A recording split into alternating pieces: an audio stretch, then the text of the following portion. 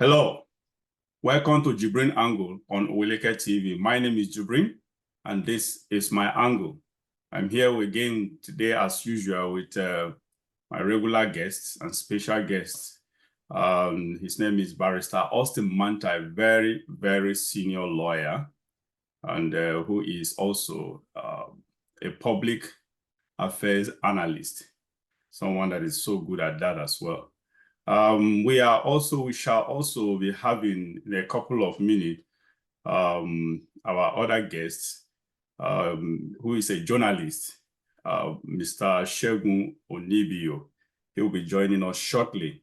So we shall be discussing several issues that bother us, generally including global stuff.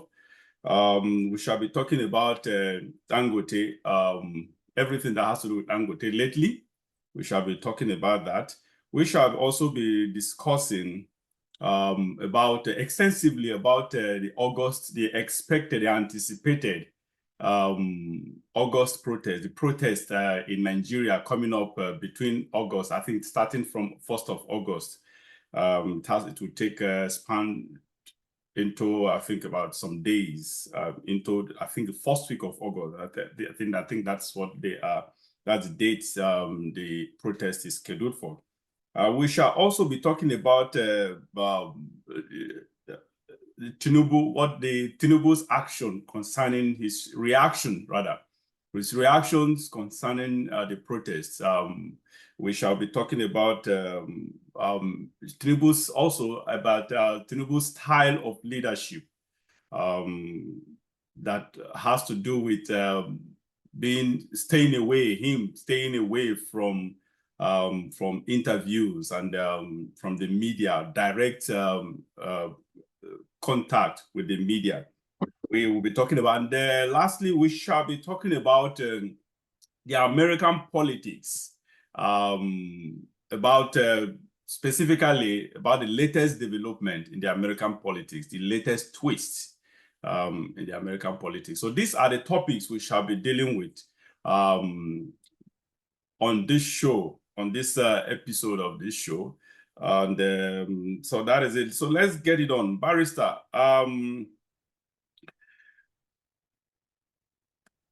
Dangote, so many things have happened with Dangote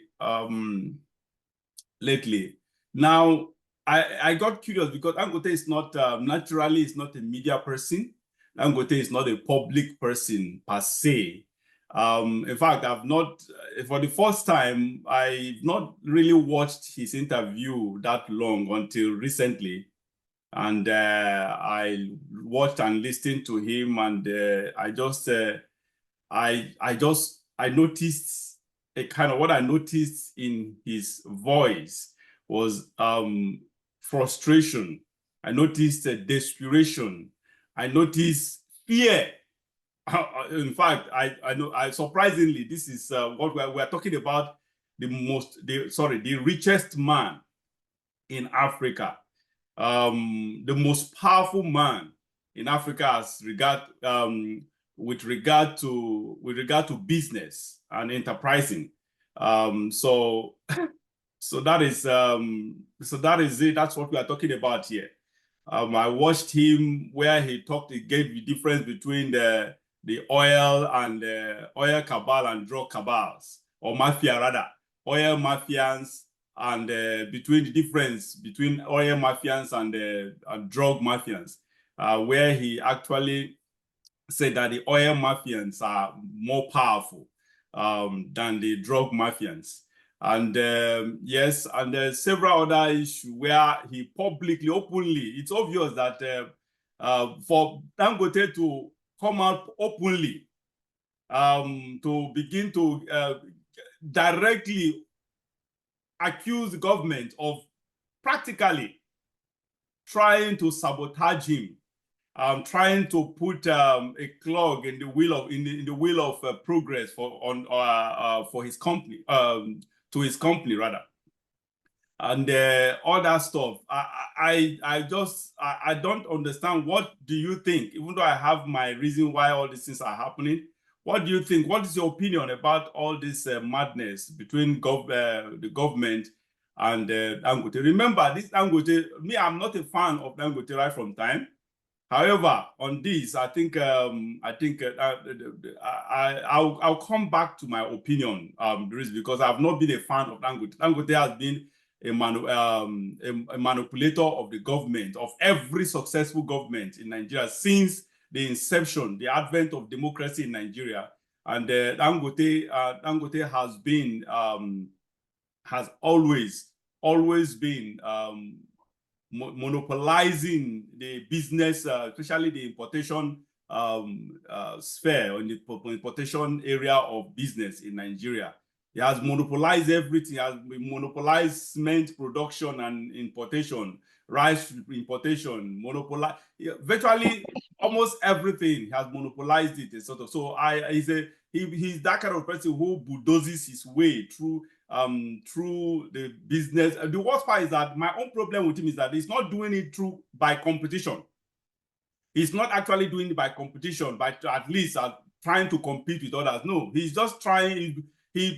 What he does is uses the power he has, the influence he has with the government, with every successful government, to actually muzzle out, to actually push through policies, to actually push out any competitor, thereby not giving government, not giving an open and enabling environment to other prospective competitors, either prospective or existing competitors, to actually try their own, try their best. So the policy actually favors him, favors his company, thereby monopolizing him as the sole and exclusive business or exclusive business owner in that line of field, in various line of field, especially importation, sort of. So I'm not a fan of. I've always criticized Dangote for so long, but on this matter, I think I have a different view. But I'll come back to my view later. So, Barrister, what is your thought on all this madness? Thank you very much, JIBRIN. Sorry, before you go, let me welcome Segun. Okay.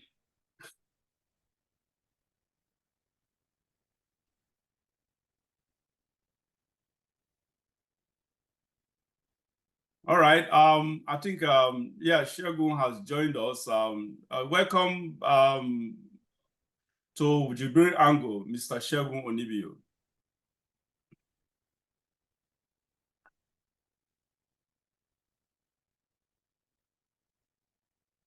Okay. I think before I think he's trying to take care of his mic. Before then, like I said earlier, Segun Onibio is a journalist, a senior journalist. He is one of the I think he said, I think I'm not too sure. I think one of the organizers of this protest, the August 1st protest coming up. So he has have so many questions to ask him on that, and I think he'll be the one to actually update us on the progress and what we should expect. So please, Mr. Sheikh, can you mute your mic? Okay. All right. So once again, welcome to the show. And we're actually talking about Dangote issue. So Manta was the one that wanted he's actually the one to speak before you came in. So let's hear him, please. Barrister, please go ahead. Thank you very much. This issue is a very germane issue in Nigeria, particularly at this time. And I always want to give a background. If you cast your mind back to 1999, when Obasanjo came to power as the president, at that time there were 19 licenses were given for refinery establishment, for people to establish private individuals and companies to establish refineries. Before then, and even up to now, it was a monopoly of the NNPC.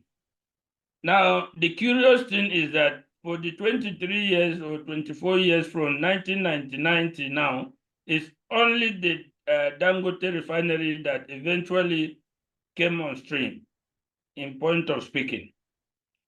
And the refinery is one of the largest.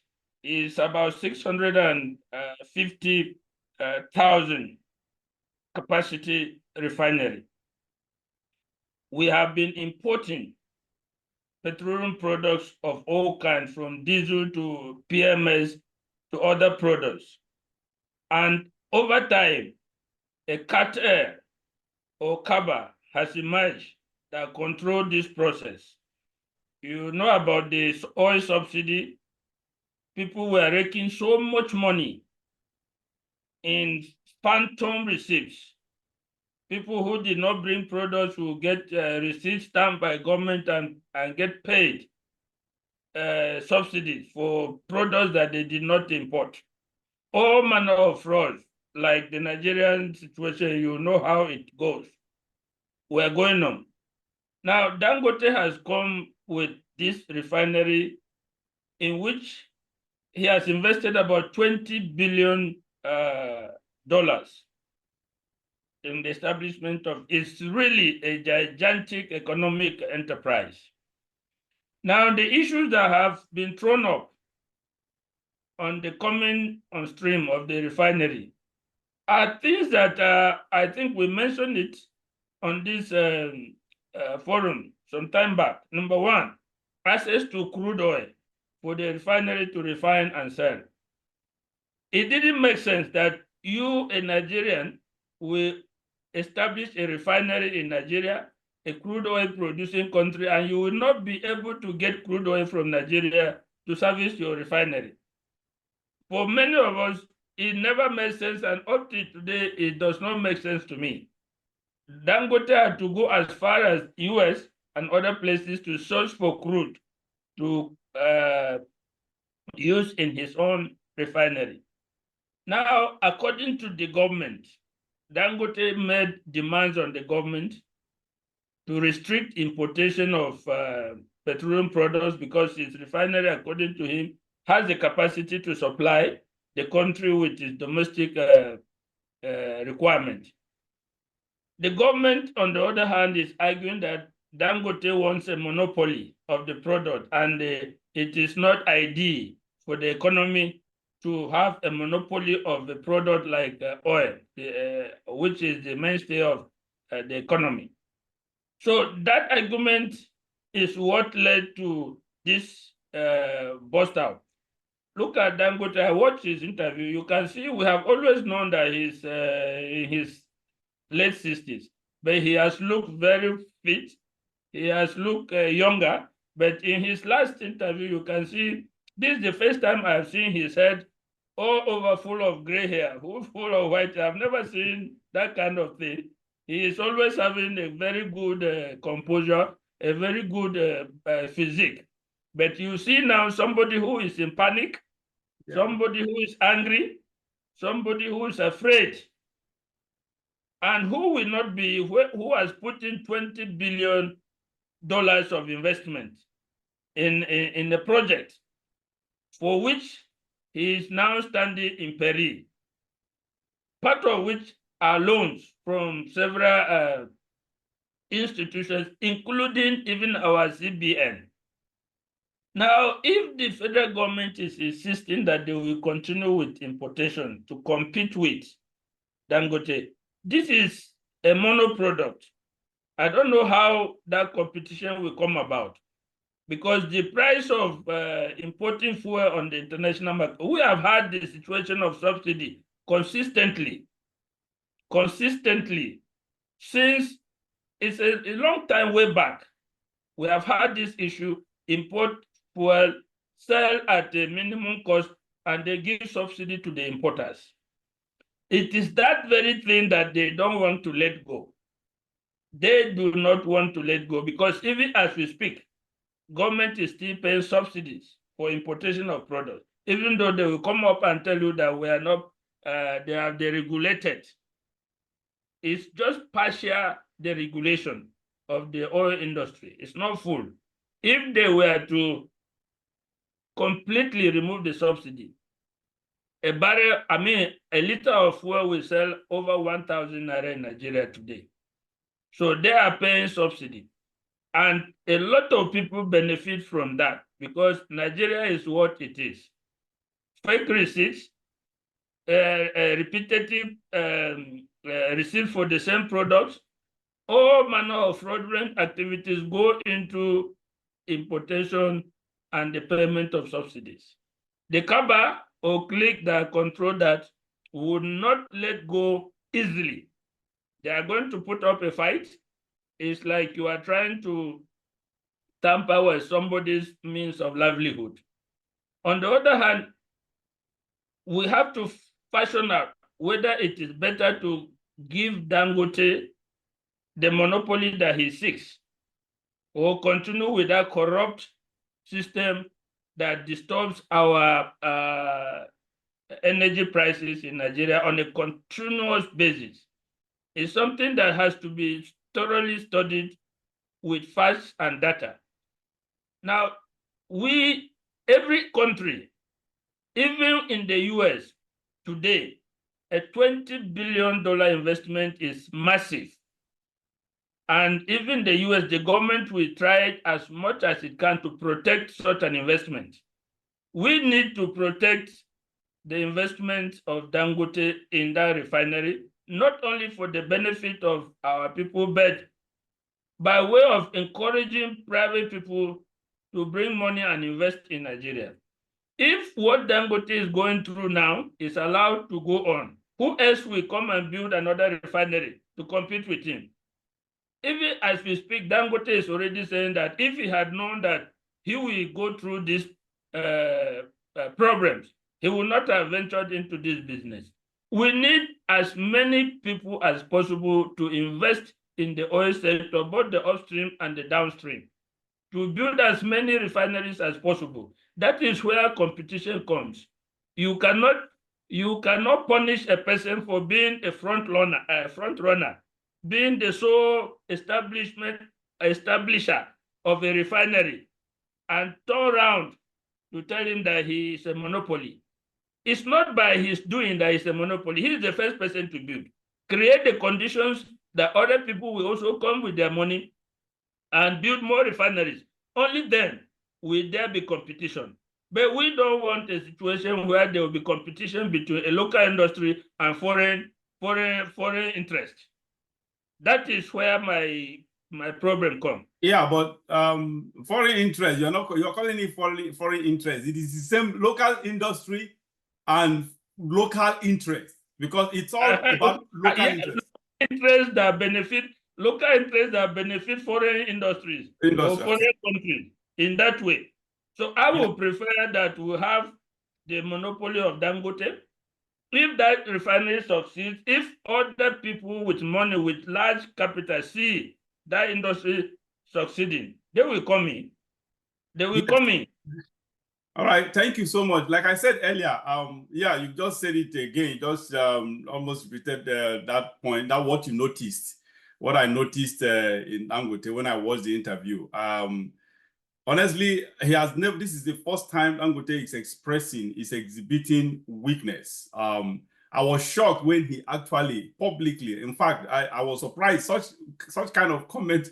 I expected him to make it behind the scene, sort of, but he actually made that statement. When he made that statement, I cringed. When he said that he regretted, he's regretting making such investment or whatever. And I asked myself, that shocking from such statement coming from someone like Dangote, who has been a business mogul since early 80s, sort of. So he's been in business since Shagari regime. So I am surprised he made that statement, because that you are regretting, man, $20 billion. My God, someone invested $20 billion. And he's now coming out to say that he's regretting doing that. I wonder, when I heard that, I asked myself, what the hell is this man talking about? Somebody spent a whopping $20 billion in an investment, and at the end of the investment, he excuse me, he regretted doing that. What happened? $20 billion is not chicken change, for God's sake. Just like you said, an investment like this, even in the US government will fight tooth and nail to protect that business. So it's a very humongous investment. You're making such a whatever, you're making such investment without putting everything on the table, every possibility, all possibilities on the table. For God's sake, you are coming into a business that already have, just like you mentioned, just like he said, mafia.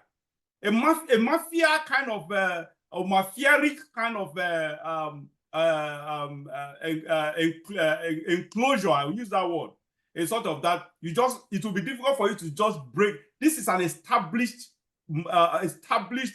I call it racketeering, oil mine racketeering. So you should. I expected you to expect this blowback as a businessman.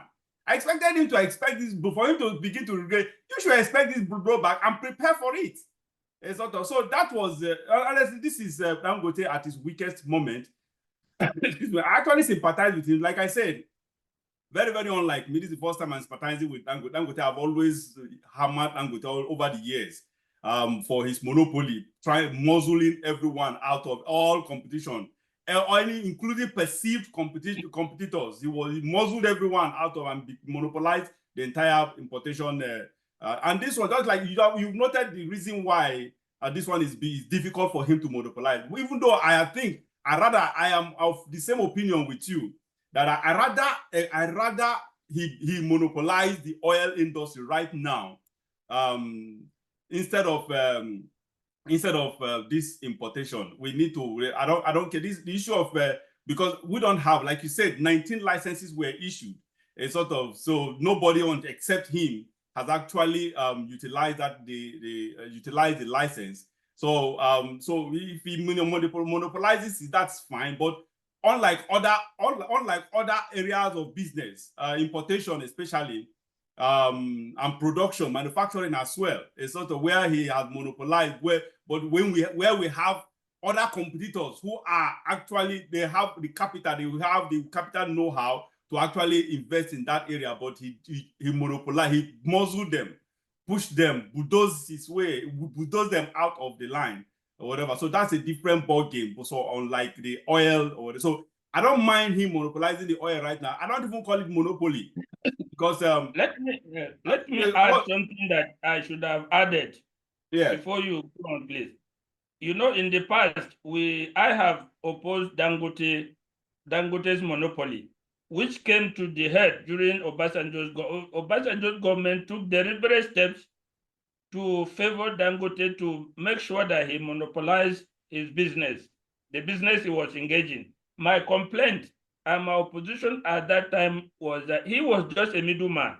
He was importing products, sugar, cement, other things, and selling in Nigeria. He was not giving real value to the economy. So I felt that in such a thing, nobody should be allowed to have monopoly of buying and selling. He did not add value to the economy to a certain level. In this particular instance, he is doing production in Nigeria that eventually will even freight us foreign exchange by export of petroleum products. So this is a difference from the kind of business he had been doing before, where he was just a middleman, buy product here, come and add money and sell, and then manipulate the prices. This one is different. Nigeria can earn a lot of foreign exchange from the business he has invested in. Yeah, that is why you're absolutely right. That's why I was trying to actually make that distinction between the monopoly of importation and the oil industry. So of course, that is why I have the opinion. I'm of the same opinion with you that I don't mind him monopolizing the oil, because what we need is to actually patronize our own and actually build our economy as well. That is what is important in all of this. So let's go to Shegun. Shegun, what's your thought on this, please? Well, good morning. Good morning. And it's an interesting topic. We all know that developed countries around the world don't exist without monopoly. The United States of America is built on the backs of men and women with grit, men and women who are willing and to make profits and, of course, make a name for themselves and make America great. And that is one of the reasons why America is what it is today. How much of the US government money is in a business that we do today that made America great? Even the people who sell weapons, all the American government does is, of course, create the enabling environment for them to be able to sell, despite the fact that we think wars are not necessary. It is quite unfortunate that this is happening now, especially to Dangote. A lot of people way back then, of course, I at a point wanted to criticize him, but of course I look also at the issue of monopoly, and I looked at it clearly. You have to have a lot of deep guts, not just guts. You have to have a lot of deep guts for you to be able to venture into business in Nigeria and thrive. You have to have a lot of connection and wit also to be able to hold down monopoly and be able to thrive for so long. We're talking about somebody who has been in business for close to 30 years, if not more than, monopolizing all aspects of life and business. So I don't see why this is different. It is, as a matter of fact, it is a matter of interest that all of this is happening. I can tell you authoritatively from here, from investigations carried out, that there are some people who have ventured interest in this particular business. And the percentage that is being cost to them is not favorable to them. That's one of the reasons why you see they're fighting Dangote today. Farouk is not just making noise and talking about licensing. The government is not just standing up and talking about him doing this and that and all of that on the ordinary. It is because the interest of some powerful people is not represented. Look at the issue of electricity. Look at how hard the government had to fight before it was privatized, and how Nigerians are even going around it to survive. I don't see this really as an issue for Dangote, because I can tell you authoritatively from here too that he's going to survive it, and it's going to be very good. Unfortunately, what we've had for a very long time in the country and people, we have not had leadership. And that's one of the reasons why it seems it's a bit difficult for us, because people don't want to do anything without putting their interest in it. What is in it for me? You go to the table of the clerk in an office and you want a document signed. As ordinarily, you pass through that person's desk without you even showing your face. They will ask you to pay for it to be signed. So this is a very good fight. If it is going to be something that is going to liberate other people who would want to invest in Nigeria, because you mentioned something earlier, and Barrister also mentioned it too, talking about what was it now? I don't want to paraphrase. I want to use the exact word that you guys use concerning how this business came about. The government cannot say they don't know that this is what Dangote is going into. Investigations that came out some months back showed that even Buhari sold crude oil to the tune of 5 to 7 years, I think, in advance, and collected the money to get loans. Yeah. And I'm telling you authoritatively from here again that Bola Ahmed Tinubu has done the same thing. So for I think 2 or 3 years before he was exposed, and he had to stop. And that's one of the reasons why they're going back to taxing people to raise funds to run the economy.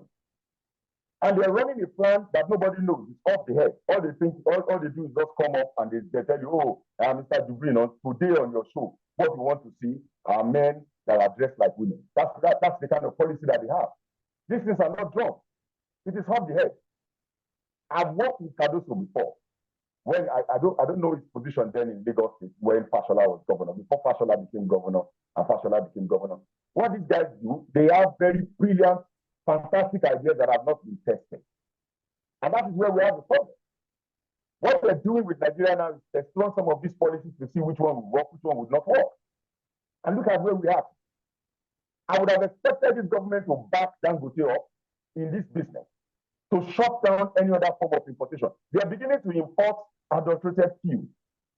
Very soon, you will soon begin to hear that people are burning up in their cars and petrol stations are catching fire, and people are buying adulterated kerosene, and people are being burned up. And nobody's talking about all of it. These are part of the accumulated problem. So for me, let me, in conclusion on this matter, Dangote is going to win if Nigerians want him to win, not the government. If Nigerians want him to win, he would win. The refinery is already set up. You saw what happened between himself and the NNPC concerning petroleum blending in Malta. People were insulting Dangote and saying he's lying until the man released documents. Did you hear anything from NNPC anymore? Everybody kept quiet. Why? Because the government in power, Tinubu, is also at the top of the chain of the people who are benefiting from all of this business. So why should we have my family and friends incorporation running Nigeria? So when he talks about mafia and he talks about cabal, you know what he's talking about.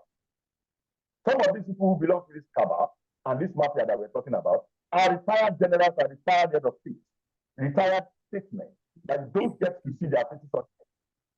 They are the ones doing all of this.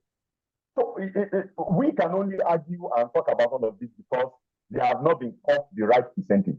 Once they get the right percentage, I can assure you, Mr. JIBRIN, all of this noise will go down. And you would hear, that, okay, look, this is a Nigerian-owned business that should thrive, Nigeria should support him and back him up. Do you think people who are importing petroleum are making billions of naira from it just want the business to go poof? They would not. They will do anything until the man is brought down. But of course, knowing Dangote well, and of course knowing that he's a very good businessman, he would find his way through this ocean. And I'm sure at the end of the day, Nigeria will win. Yeah, thank you so much for that take. You are absolutely right that he will win at the end of the day. However, he's winning. You pointed it out earlier that his winning has to be with the backing of the generality of Nigerians, a sort of the masses of the common man on the street, because people have to be on. In fact, the common man have to, and I believe that is why he chose, because Dangote is not such person. He has always exuded that strength when it comes to matters like when it comes to business or in the past. For the first time, when I watched that interview, I just noticed weakness in him. I noticed fear, desperation, anger, everything that had to do with weakness was just prevalent in that interview. So obviously he was well advised to actually take this whole thing, go wash your dirty linen in the public, because that's the only way you can act. The only way you can win this battle is to actually garner the support, the empathy and the sympathy of the public. The moment you get the empathy and the sympathy of the public, they are the only ones that can really help you fight this battle. Otherwise, you are not going to win, because it's about money. Just like you said, selfish interest. When it comes to money, people don't let go. No matter what, no matter the pressure, they don't let go except until it threatens their lives. That's when they let go. In fact, some people, they even die with that threat. They don't care. So that is just the only way. That's the only way he can actually win this battle, by actually winning the support of the public. And that's probably he's taking the right strategy. That's the only way, because this cabal you mentioned, we all are talking about, the mafians, the mafia and mafians that we are all talking about. My God, this oil thing, it's not easy to break through. So Dangote is too small for them, because it's a conglomerate of the powers that be, people who have ruled at the highest level of the public. So you just can't, Dangote alone cannot, he knows that, he can't match them. It's just unlike the competitors you have in the importation industry. These are just cookies. Importation competitors are cookies compared to oil moguls. So you are absolutely right on that. So I think the only way, his best bet is to win this battle is through by the public. That is just it. So that is it anyway. Thank you guys for that. I think that takes us to the next topic. Next topic that Shegun is very, very relevant to, and we need his input here. I think that I am glad he actually accepted my interview to be here. I think I'm honored for that. And yes, August protest. We're talking about August protest now, and this is one protest that I don't know. I don't know if except anyone should correct me if I'm wrong. This is this protest has this probably is the to me, I see this as unprecedented. The publicity, and secondly, the attraction, the people, the attraction it's gaining, especially when it comes up to the presidency. The way I've not seen a protest that has actually generated such intense resistance, resistance from the government, a sort of that has actually insinuated has projected a kind of fear and skepticism and a kind of I don't know how to actually the right word to actually, but that is just the protest is just I don't know. I just hope because when something is very well hyped, overly hyped this way, it eventually ends up disappointing people. People ends up feeling disappointed at the end of the day. That is why I actually needed you to, I actually wanted you to be here to actually answer a few questions about this protest, Shegu. Now, this August protest, first, who are the organizers?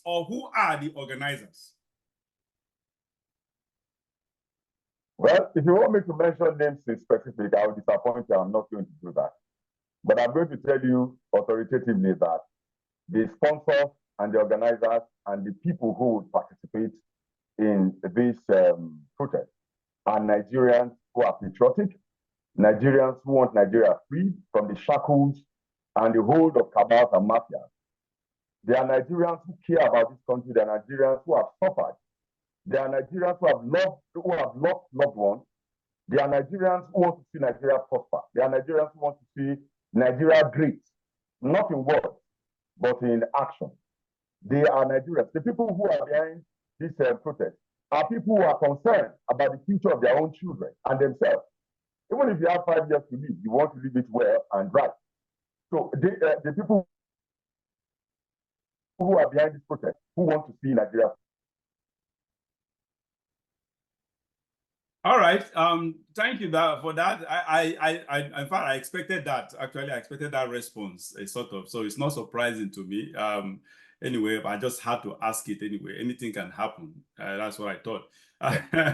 So, all right. Second question, please, Barrister. I'm coming to you. Shegu is here. We need to know everything about this. What to expect from this protest. So my second question on this is, what are the objectives? What are the objectives of this protest? I am asking why I asked this. I chose to ask this question because this is the reason I've not followed Showore all this while. For the first time, because of this protest, I have to follow him on Twitter to actually get updates through him. Sort of because I have my reservation with Moyele. Showore, because I don't see him as a credible and the right person to actually be the face of this protest, because that's not our topic for today. It's a different stuff entirely. So why I ask this question is because following him, I was asking for people to send in what they want from the government, what they want to write on the placards, on whatever, all what they desire, what they want. So it's and when I saw that, I asked myself, what is going on here? If you're organizing something, you should have a focus. At this point, this thing has been going on for some time now, and the protest will be taking place. It will start by next week. At this point, you are still asking people to bring in whatever they want written on there should be a focus. There should be a direction. There should be an objective, an objective that is a unanimous objective by especially the organizers, because the organizer people, the common man on the street actually look up to the organizers, whoever is piloting this whole thing. They want to, the moment you blow the whistle like this, they want them to tell them the direction to take, what direction or whatever. So you don't give an impression of the impression that there is no, it's a directionless protest where everybody, this one takes this direction, that one takes this direction, and placards are you see so many things coming on the placards or whatever that is not focused on something. So that is what I actually want. That's why I asked that question. What are the objectives of this protest, Shegun? Well, if you remember a couple of days ago, I sent you some memes, and there were most of them were structured under some issues that are prevalent with us as the people. One of them is the leadership. For me, for one, I would not want us to restrict what the demands would be to just a few things, because there are so many issues that we are fighting and facing as a people. What would be important to me may not be important to you. What may be important to you may not be important to the barrister. What may be important to barrister may not be important to another person who may also want to be part of it. We have decided that it is better for people to express themselves than for people to express their desires for them. One of the reasons why we have a failure in leadership is because most of our leaders think they know what we want, and they think for us without asking us. If you're comfortable putting on a suit and a tie, why should the man show you bugan shokoto? That is restricting you. Even if you respect the man and you wear the bugan shokoto for some time, it will get to a point that you get angry and you want to express yourself. That is the situation where we find ourselves in Nigeria. And unfortunately, a man who you have refused the room to express himself would explode. And that's one of the reasons why this protest must go on, and it will go on. Why? There is no way of speaking to the government this day except through protest. Unfortunately, you're supposed to go through the National Assembly. That's the lower and the upper house. But you can see by the constitution of the people who occupy, especially the Senate, that they are wrong. People who have messed up their states, either as senators at one time, or probably have served as governors or deputy governors, especially governors. 90% of them there have been people who have served as governors, and of course, you look at it like, look, there is no life for them outside politics, except, of course, if they hang in there. And that's one of the reasons why you keep sending bills. I will let you know that we've been sending bills as pressure group, as individuals, because you also have the right to send a bill through your representative in the Senate to look at issues and say, look, this is an issue that concerns us, and if you don't tackle this issue, it is going to affect the whole state, and of course, at the end, affect the country. You'll be so surprised that some of these senators collect some of these petitions, read through them, and instead of making them a bill to sponsor in the National Assembly, would rather sit down in the National Assembly, unfortunately, and speak. The only time you get to see their hands up, or you get to hear their voice at all, is when the issue of 160 million is being discussed, or probably where you would find your weekend enjoyment in your email, like Atabio told his colleagues the other time. So it's quite unfortunate that we don't have the ears of the people who are supposed to be representing us in the Senate and in the lower house. The lower house, to a certain extent, are trying their best. There are people in the lower house who speak up and say some of these things and table some of these grievances. But people don't listen because the government does not want to listen. They don't have a plan. If they listen to your plan, it's going to drill there. And that's one of the reasons why they don't do this. So part of this plan, like I said, is not tailored particularly. We are not looking at a situation where we tell people to go and ask for candy when actually what they need is direct. We're not looking at a situation where we ask people to go ask for petrol when what they need actually is water. We need a breathing space. We need a leadership that is designed properly to represent the interests of the people. One of our fundamental requests is for us to do something about the Constitution of the Federal Republic of Nigeria.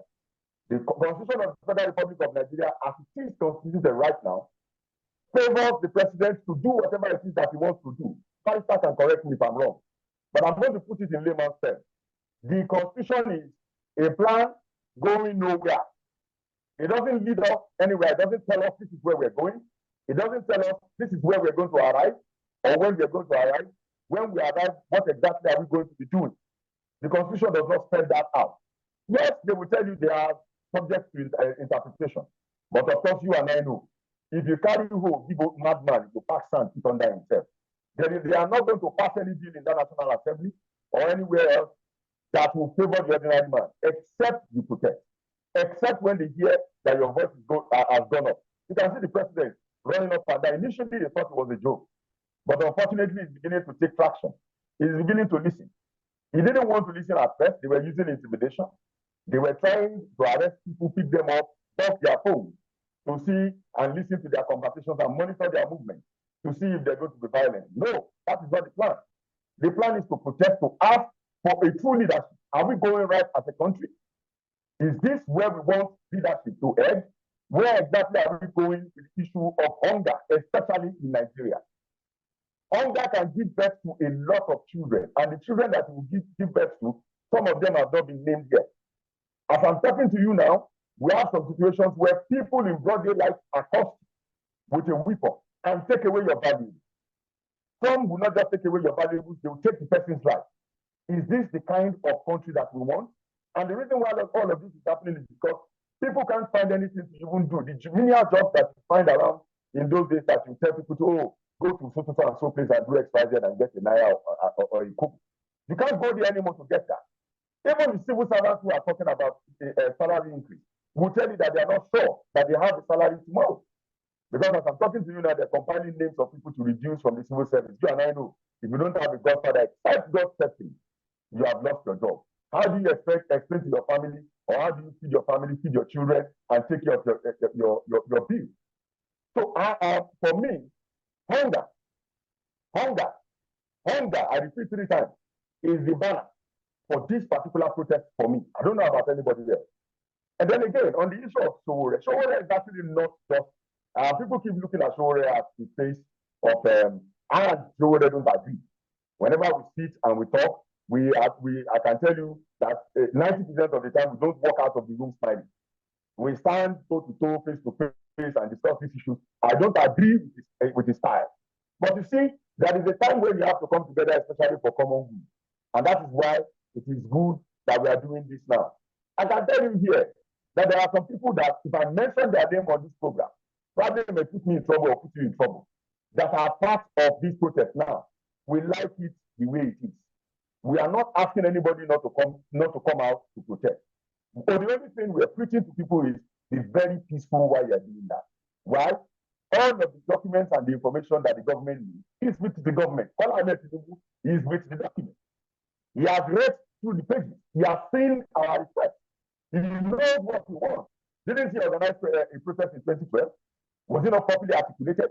Was it not part of the protest in Lagos, where he stood and for close to 45 minutes was reading the demand and the idea and the direction that he thought that the government should follow? Are you comfortable that all of these things that are happening in Nigeria now are happening? Insecurity, hunger, poverty, lack of hope. It takes God for you to wake up today, Mr. JIBRIN, to call somebody in Nigeria up and say, hello, how are you doing? Immediately they remember that you live abroad. The next thing is hunger wants to stop. That is the next thing. How many people's problems would you solve? I know you to be a philanthropist. I know you to be somebody who would, out of the way, reach out to people and say, look, let me take care of this for you. But how long can you continue to do that?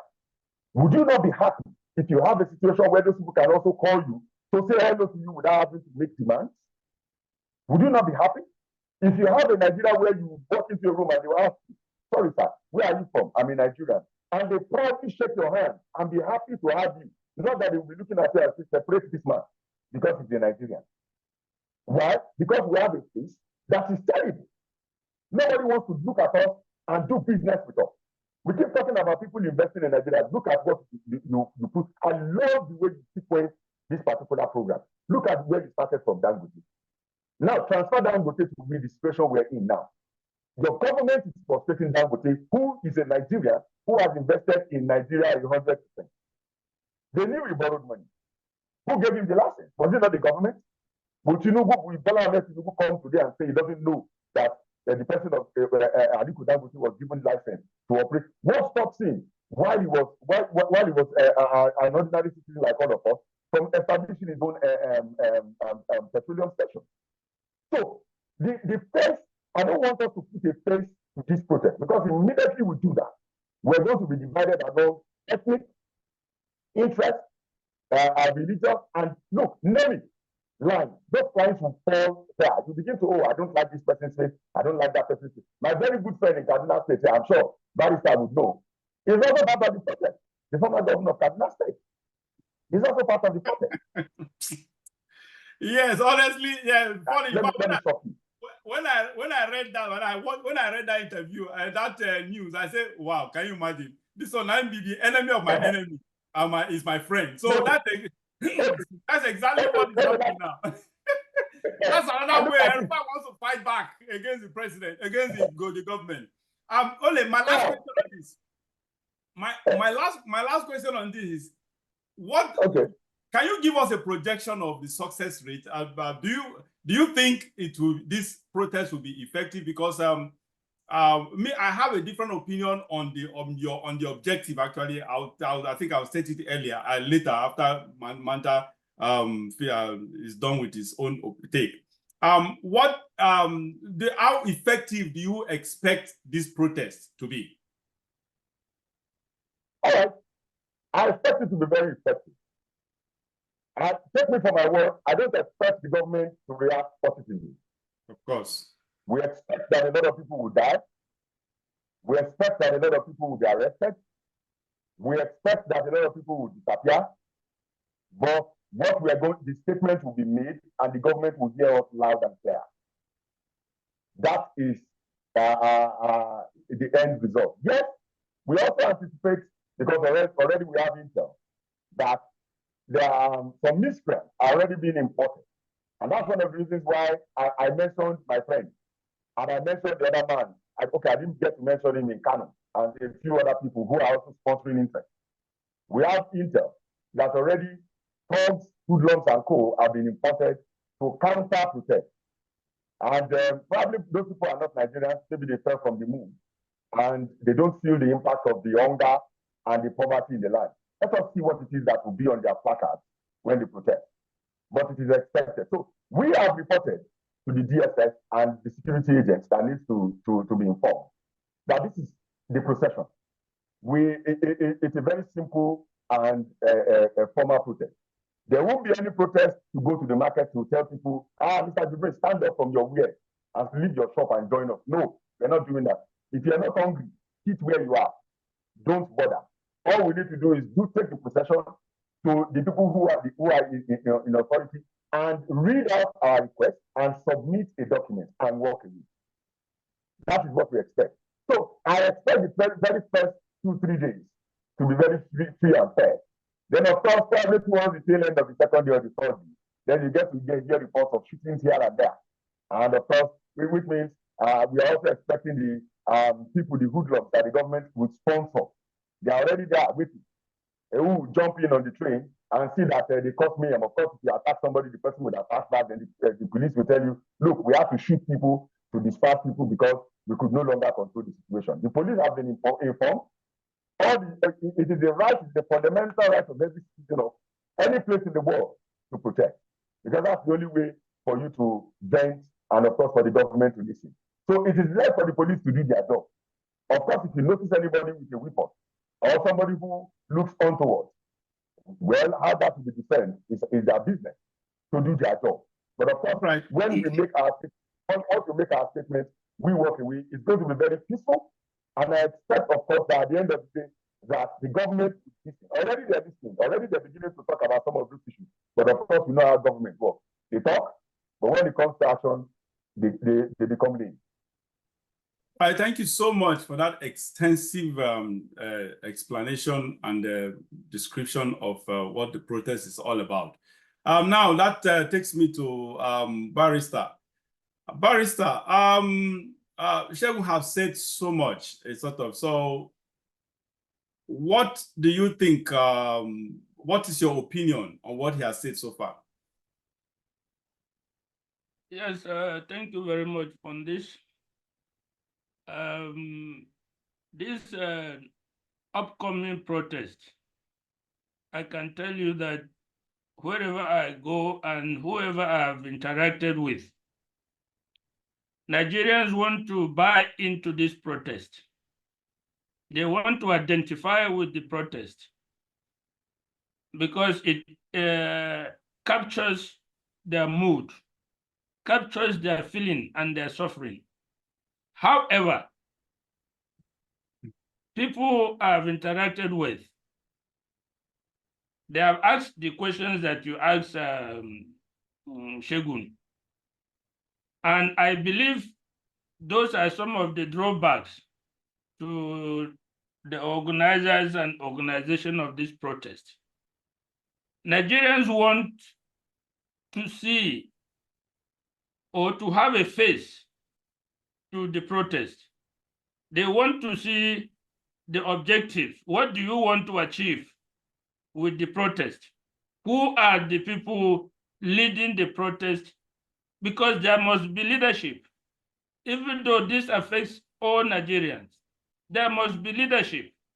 And it would have been better if the people organizing these things came out boldly, put their face on television and newspaper and say, we are organizing these people on behalf of Nigerians. And we want Nigerians to follow us. That would have been better. No matter the consequences that come to them, it would have been better, and it would have shown people that they are courageous. They are not going to hide and be faceless. It has given the government leeway to spawn all manner of conspiracy theories, to say foreign people are behind it, to say obedience are behind it, and to begin to arrange security, their security architecture under those guises. I would have preferred the organizers to be bold enough to show their faces, even repeatedly, and then, secondly, to articulate in very clear terms the objective, what they want to achieve. Everybody know what the issues are. Everybody know the suffering. Everybody know the insecurities. Everybody know the economy. But what do you intend to achieve with the protest? If there is a clear articulation of this, a lot of people will be comfortable with buying into it. Are we just going to protest for the sake of protesting? Or we want to achieve something? Do we want to use the protest to overthrow the government, as the government is now claiming? When the objectives are not clearly set out, it gives room for government to propagate every kind of evil that they want and hide under that to crush or to use security agencies or to get on their own higher ground of opinion, to capture opinion of others. Already, the government has recruited traditional institutions, politicians, wealthy people, individuals, senators, and others to rally against the protest under one guise or the other. I heard somebody saying that you will not join a protest led by faceless people who are hiding somewhere. So there are all this manner of talks is going on. Those are the drawbacks. One, lack of a face to it, and two, lack of clear-cut articulated objectives that every Nigerian will identify with. We want, this is what we want. Of course, there is suffering. You want the government to reduce the suffering. Remember, this is politics. You have elected a person, for instance, who campaigned and said he will, on day one, he will reduce, he will remove subsidy of petroleum products. And he is claiming that, yes, he told the people and the people agreed and voted for him. So he is doing that. So how do you now argue with that? So let us articulate the objectives we want to achieve from this. I am ready to buy into it. I'm even ready to come out to join the protest. And I've heard a lot of people say they are ready to come out and join the protest. I am ready. But I would have been much, much more comfortable to know the people leading it and to have clear-cut objectives. This is what we want to achieve, because the protest should not just be an end in itself. The protest should be the beginning of something, the beginning of creating a better Nigeria. If it is just an end itself, it's going to go nowhere. But if it is a process of starting to reform Nigeria and make Nigeria better, you know that is going to be a long process. It's even going to be bloody. So let's have the people who are leading this, and let's have the objectives straightened out right from the beginning, and the fight should now be joined. Yeah, okay. Thank you so much for that. All right, let me have my take on this. Now, I have a slightly different view from you guys concerning the objectives and how this protest should go. Now, I think I agree with you, Barrister, that it should have a face. That face should be courageous and brave enough to show himself or herself, or to show themselves if it's a team. I think the face, having a face, giving a face to this protest, I would have actually validated it and made it even more susceptible to generate empathy and support, from the public. Just like Manta said, face will actually encourage him to join. It's just so many other people will say the same thing. It's sort of so. We at this point in our country, we should have, if someone is coming up to actually fight against the government on the side of the masses, you should be brave and courageous enough to make yourself public, show yourself. And that is just it. It's that if because I'm that kind of person who believes in what is worth doing is worth doing well. If you want to do something, they say if you want chop frog, make you chop big one way get egg. It's sort of so. That is what I expect of the organizers, to actually show themselves, show their faces, and tell us who they are, so that we'll be able to, at least, that is one. That is one. And the second thing is on the objectives. Honestly, now I'm that kind of person that a kind of person that believes in pragmatism, in realism, things that are feasible, things that can be done. Actually, that I am that kind of. I'm not a bogus kind of person who actually demands something from you that I just know, even myself, I know you cannot fulfill it. So what I do is, actually, when I want to make my demands, I weigh the possibility of that demand being fulfilled. That is, the possibility will determine the possibility will determine the demand. It's sort of so. In this case, now, so many things, especially from the system has been bastardized. From the economy has been damaged severely from long time, but from probably okay, Obasanjo did well, relatively well. Yar'Adua did shortly, but Yar'Adua, I wish we allowed. Oh, sorry, not allowed. I wish God permitted Yar'Adua to live longer. Honestly, Yar'Adua, I wish God allowed Yar'Adua to live, and Nigerians voted Yar'Adua for another 8 years. Now today would have been it. Honestly, because Yar'Adua, they say the beginning of anything will determine how something starts. The beginning determines how it will go, how successful it will be. In Yar'Adua's case, everybody knew. We saw it.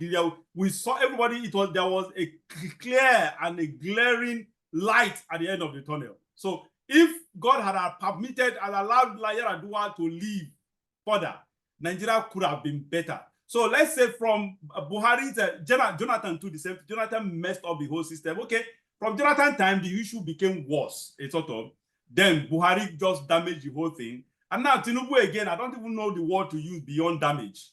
I don't know. I wish there is something I can use, another word that supersedes damage. It's sort of, that's exactly what Tinubu has done. Now, from Jonathan's regime, so many things have gone down the drain. So many damages have gone down the drain. And especially it became it became even worse during Buhari's time. So we pointed one of the damage. One of the damage is mortgaging Nigeria's future. By Buhari started that mortgaging Nigeria's future by borrowing money, that is selling our crude oil in advance, borrowing money to sell our crude oil in advance. So we are highly indebted that we don't even have crude oil that is ours right now to ourselves in the next, I don't know how many years. I think, who mentioned 7 years? Is it up to 7 years? I don't know. Was it Shegun that mentioned 7 years? So I don't know how many years. But as far as I'm concerned, in coming years, we do not have crude oil that we can actually call our own. The crude oil has been mortgaged already. The crude oil we have that will come up in the next, maybe some years to come. They've been sold because we don't have our name to it.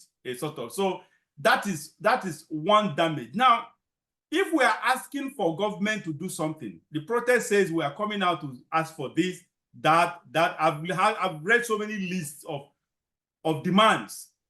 Shegun rightly, just like he said, he sent me a list of it. I went through the whole list. I looked at, I said, now, this whole list, of course, they are germane, they are important, they are the most important to us.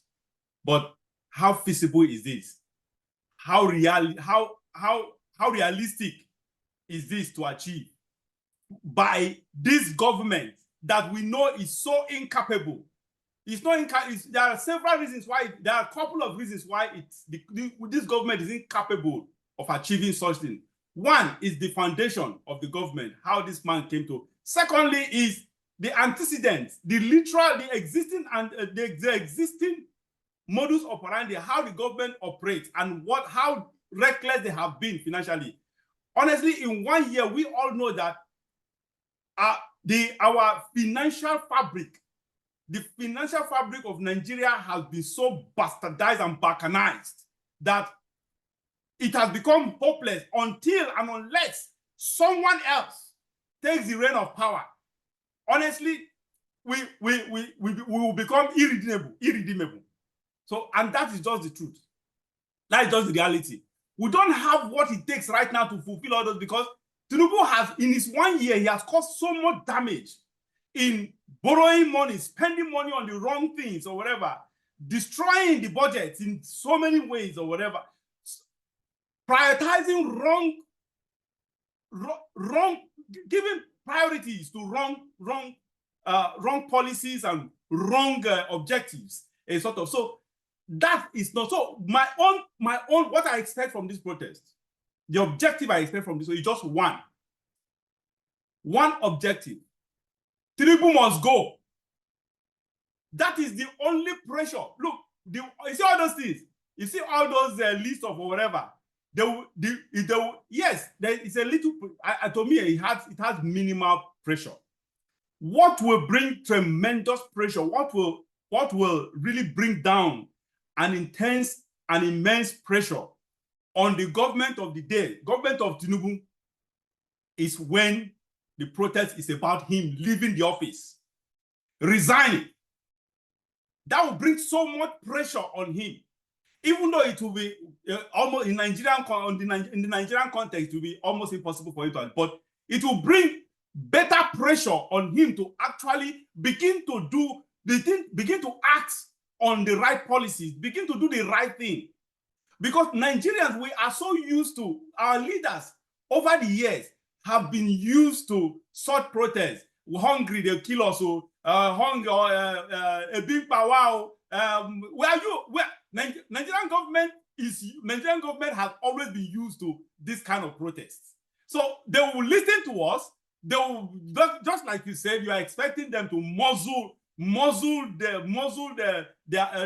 protesters to silence. That's exactly. They will arrest people. They will probably shoot some people. They will incarcerate. So it has happened in the past. The same thing will happen now, because this is the same thing we have been doing. What we need to do is take another route by exerting. Like, look at what is going on in Kenya. The man has refused to go, but at least the man is changing, because when these people started singing, Ruto must go, now what they want is for him to leave. What did he do? He started doing the right thing. He started doing the right, implementing the right stuff. A sort of, that is the only pressure that can actually make Tinubu. Tinubu is an obstinate person. Tinubu is such a person who is a dictator. Tinubu is a man that he does things unilaterally. Tinubu is someone who don't listen to people. Tinubu is someone who knows it all. Tinubu is someone who does whatever Tinubu chooses to do. He spends money anyhow, whichever way he desires. He spends money on things that are appealing to him, not appealing to Nigerians. A sort of, he spends money in his own interest, in his own selfish interest. He rules like a dictator. He is Tinubu is no more than, is no better than any military dictator. A sort of. So the truth is, such person, such a man cannot, he doesn't empathize. Tinubu, when you listen to him speak, he does not empathize. Any leader, look, good leadership is about empathy. One of the criteria, one of the qualities of a good leader is empathy. A good leader should have the ability to empathize with the people he is leading, whoever you are leading, whether a president or a small group in a school, in a forum or whatever. You should be able to empathize with people. You should have the ability to empathize, to reason with people, to put yourself in other people's shoes, to understand what they are, to try to, even though you may not be able to, but at least try to understand what they are passing through. Tinubu does not have that. He does not have the ability, the capability to empathize with Nigerians, with anyone. He's a selfish man. He's a corrupt man. As far as I'm concerned, everything about Tinubu is corrupt. His mind is corrupt. Everything about him is corrupt. So we shouldn't expect Tinubu to do anything. So the best, in my own opinion, the objective could have been one, so that everybody will be in uniform. The whole state of Nigeria will will sing the same song. One objective: Tinubu must go. Tinubu must go, and that is what could have attracted intense and immense pressure, a much stronger pressure on the government of the day. It will attract both local and international pressure on the president. Look, that at the end of the day, why we are asking for Tinubu, because sometimes when you are on the negotiation table, on the dialogue table, what you do, another style of negotiation is give the enemy, demand from your opponent, not the enemy, from your opponent, what you think that is the maximum, or what you think is almost impossible to demand, to get from him. As such, doing such will eventually give you what the enemy, the opponent will eventually give you what that thing, that the original thing, what inside of you is actually what you actually need. And that's exactly what we could have done. Of course, that pressure for him to leave. And that is it. Shegun, you wanted to say something. You were inching to say something. No, not really. You see, I wouldn't want a situation where we take it to the extreme.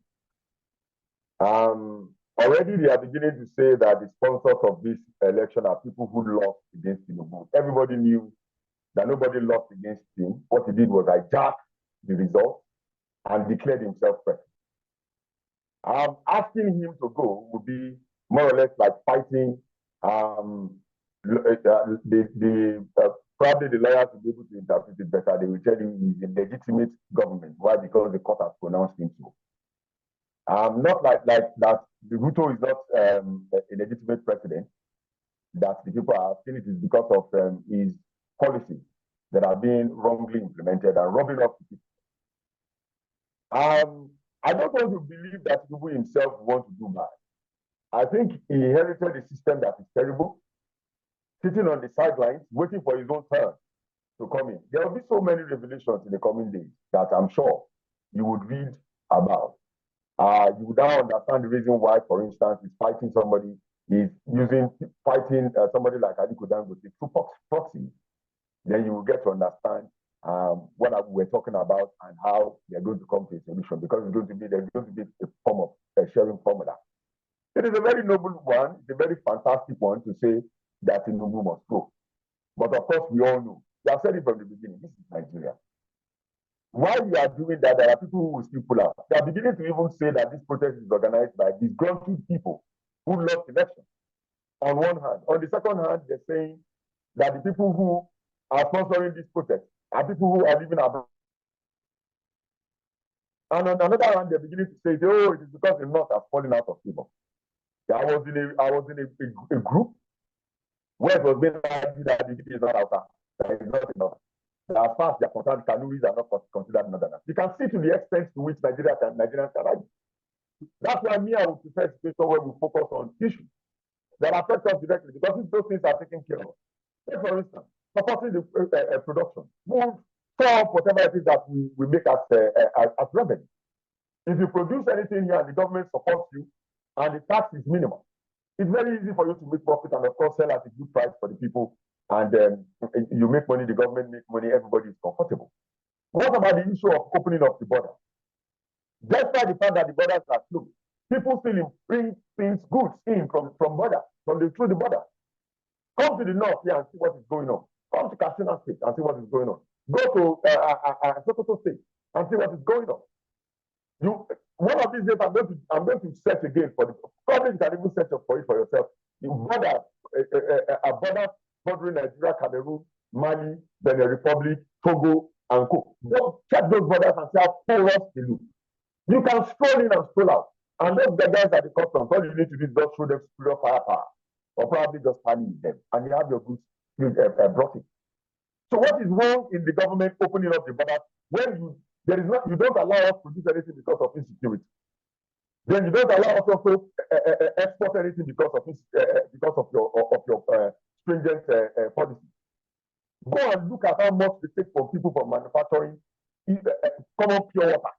Go and see how much they're pressing their necks. I know of a family who survives. They have about three or four POS machines. The husband mans one, the wife mans one, and I think the two kids man. They are all in Lagos. He just sent me a video of himself, of his wife, being recorded. I will search for the video and send to you. Where they were asking, a tax force has been constituted in Lagos, and it's going to go around Nigeria, asking people to pay tax to own a POS machine. Now, this man is barely making ends meet. All they do is whatever it is that they make. How much do you make from withdrawing 5,000 naira? 100 naira. If you're going to go to the extreme where there is no cash anywhere, you take maybe you take 200 naira, and people will pay in a hurry because they don't want to go to an ATM. You are closer to them, and it's easier for them to have access to cash. How much? If you do let's say 50,000 naira in a day per POS, multiply that by 100 naira. Is that enough to even buy a bag of half bag of rice? We're not even going to talk about any other thing. Half bag of rice. Is that enough? So some of these things are things that will lead to all of this. Even in Kenya, if you notice, initially it wasn't about Ruto going. Yeah, I understand. Where it started from, it started from the tax. And I'm not sure of which of the, I think it's general tax or so that started this whole protest. Then it got to the point, it said, look, I'll fire that price there. They said, no, we're not even concerned about the people that you are fired. You yourself for free because you are the problem. Nigerians are very good followers. You will mention the issue of Yaradua the other time, and you said you wish that Yaradua had lived long. Probably Nigeria would have been better. I can also tell you the alternative. If Yaradua had lived long, Nigeria, there may not be a Nigeria today because we don't know who he is. People will tell you that they like a particular government and they don't like a particular government because of their policy. Yes, he was treading on a very good path. But do we know the bad path that would have come if he had been granted long life? Probably the man knew he was going to live soon.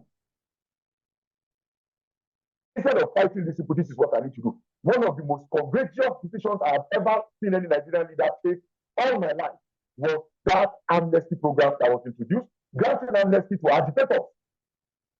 They keep referring to them as criminals who were fighting anybody, who were doing this. They own the land, they own the oil. How much of the money that you make from that oil goes to them? How much goes to them? All right. All right. Thank you so much for that. Thank you for this topic that you have actually helped us to dig into. And I think you've really done justice to it. That is, so let's move to the relative topic as well. Why is Tinubu instead of usually every responsible government, you listen to people and address the concerns directly, the concerns of people, either by nationwide address,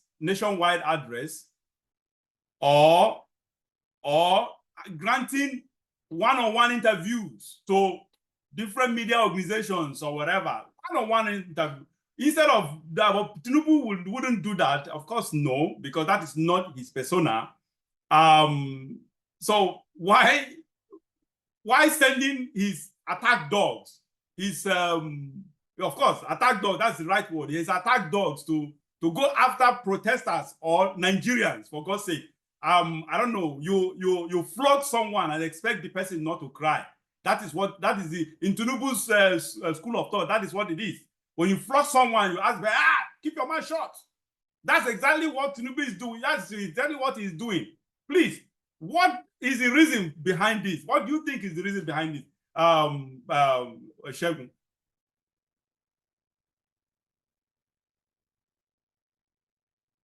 Okay, Shegun has frozen. Okay, Barrister, did you hear me? Oh, sorry. I didn't get that last part. Okay, what do you think? The last part is, what do you think is the reason behind this Tinubu's approach to this protest? Well, of course, you should expect that no rich man won't die. No rich man won't make him lose money. No rich man wants to lose relevance. That's one of the reasons why you sell up and sell himself, of course, to a colonial master and do their bidding. Because some of these things that he's doing, people will tell you strange to them. Even some of his ardent followers are beginning to wonder what exactly he's doing. When you argue with them, they will tell you they are shocked themselves because this is not the Tinubu that they used to know. But you of course know the way our security agents are in Nigeria. Nobody wants to think, nobody wants to sit down and look at those issues. We're not asking them to join the protest. Nobody is asking you to drop your uniform and join the protest. If you do that, that would be most noble. Because you'll be seen as somebody who understands that every human being on earth is put here for a reason. All of us can be leaders, all of us can be rich, all of us can be powerful. But we would exist as humans that are put on planet Earth by God Almighty. You see, they will tell you the carrot and stick approach to issues. But I keep asking people, where you're supposed, you said something at the beginning, where you're supposed to address the nation. Look at what they're doing. Going about gathering traditional rulers who are part of the problem. Speaking to people through the governors and senators who are part of the problem. A lot of them, a couple of days ago, Fire posted a picture of some of them at the airport, running out of the country. Yeah. They already know that they have created a problem, but they are running out. If they are sincere, if they are honest, if they are upright, if there are people who love this country and want to see this country progress, they will stay here and join us in the protest and say, look, some of these things are hands are tied. But if you direct the president, immediately after they started saying, whatever it is that Tinubu wants, they will start. Look at the issue of the 150 million airborne aircraft that we bought for the president. Even before we started discussing it on your program the other time, they are paid. They are done ahead to pay. So which means our issue is not important because Fabio was saying, do we want to endanger the life of the president? Don't we want him to fly around? But of course, it is common with all protests that the government will want to resist. And the best way to defend yourself against such resistance, some other governments will even join in the protest and join you to march and tell you, look, we understand what they're doing. It may be propaganda, but it will work because it would have been seen that they have shown consent. If you remember, in 2012, in the last election in 2020, in the last protest in 2020, NSAS protest, someone joined to a certain point. was even dancing and drinking water and sharing ideas to people until the thing went out of hand and he looked at it like that.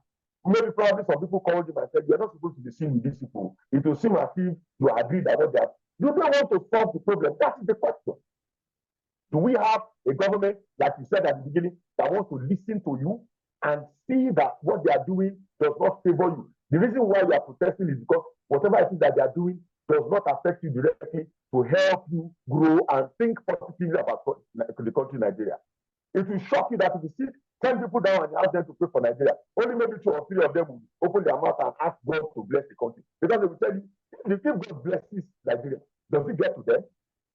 So the reason why they will flog Nigerians, of course, is because they feel it is only violence, through violence, that Nigerians will bow and obey. Then, of course, we are also saying that if you learn to shoot without missing, we would also learn to fly without touching. There are so many ways of getting the government to listen to you. It may not be violent, it may be through protest, but there will be a way where you be forced to sit down and think that, look, this direction that I have taken is wrong. You may not be removed, but it will affect you at the tail end. He is panicking already because politics is supposed to start next year, for 2027. You have not done well in your first year.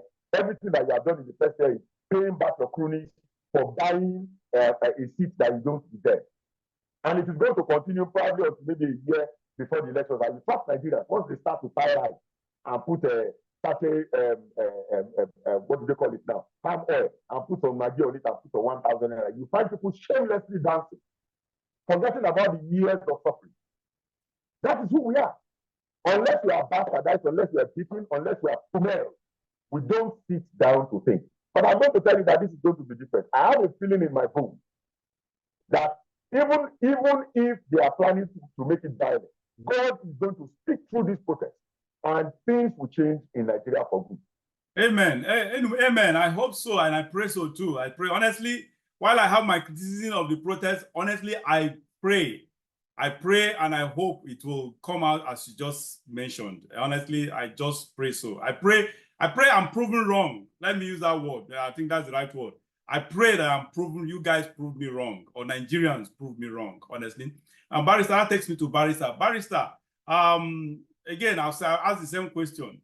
Why is Tinubu employing such measure to actually quell the protest instead of addressing the concerns of Nigerians, or addressing Nigerians as a person, either directly, maybe through public address by the president, or granting several interviews, one-on-one interviews to media organizations?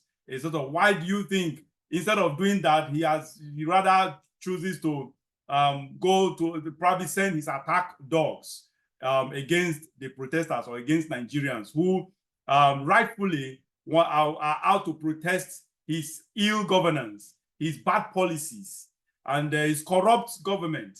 Sort of. So what's your thought on that? What's your opinion on that?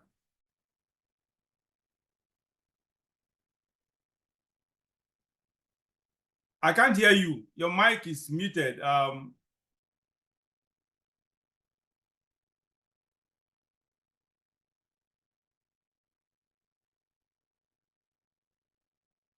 Okay, you are okay. Probably that's why you went off the other time. That when you went off, probably it affected your sound.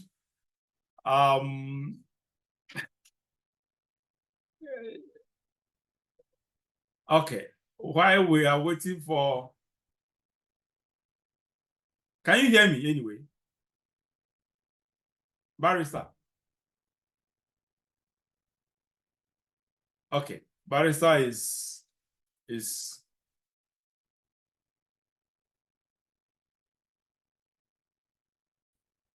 all right.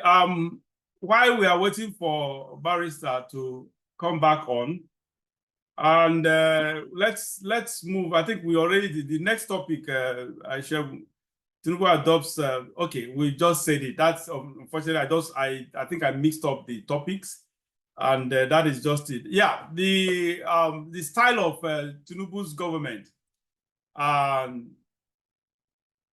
is the Joe Biden. I don't know if you've been following the U.S. politics, and the president or whatever is the Joe Biden, his style of leadership is staying away from direct, staying away from the media.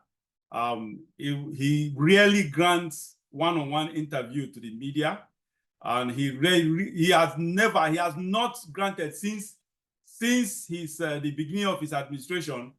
He never granted public interviews. That is press interview, press, what do people call it? Yes, press interviews, press conference. Joe Biden has never granted any press conference in over 3.5 years now. He has not. What president does that? This is shocking to me. I think that is the same style that Tinubu has adopted and has chosen to go with. A sort of for the past 1 year, over a year now, we've not seen or had Tinubu giving any media organization interview of any kind or any kind of a press conference. What do you think is the reason behind it? Because this is exactly what Joe Biden is doing as well. Shegun.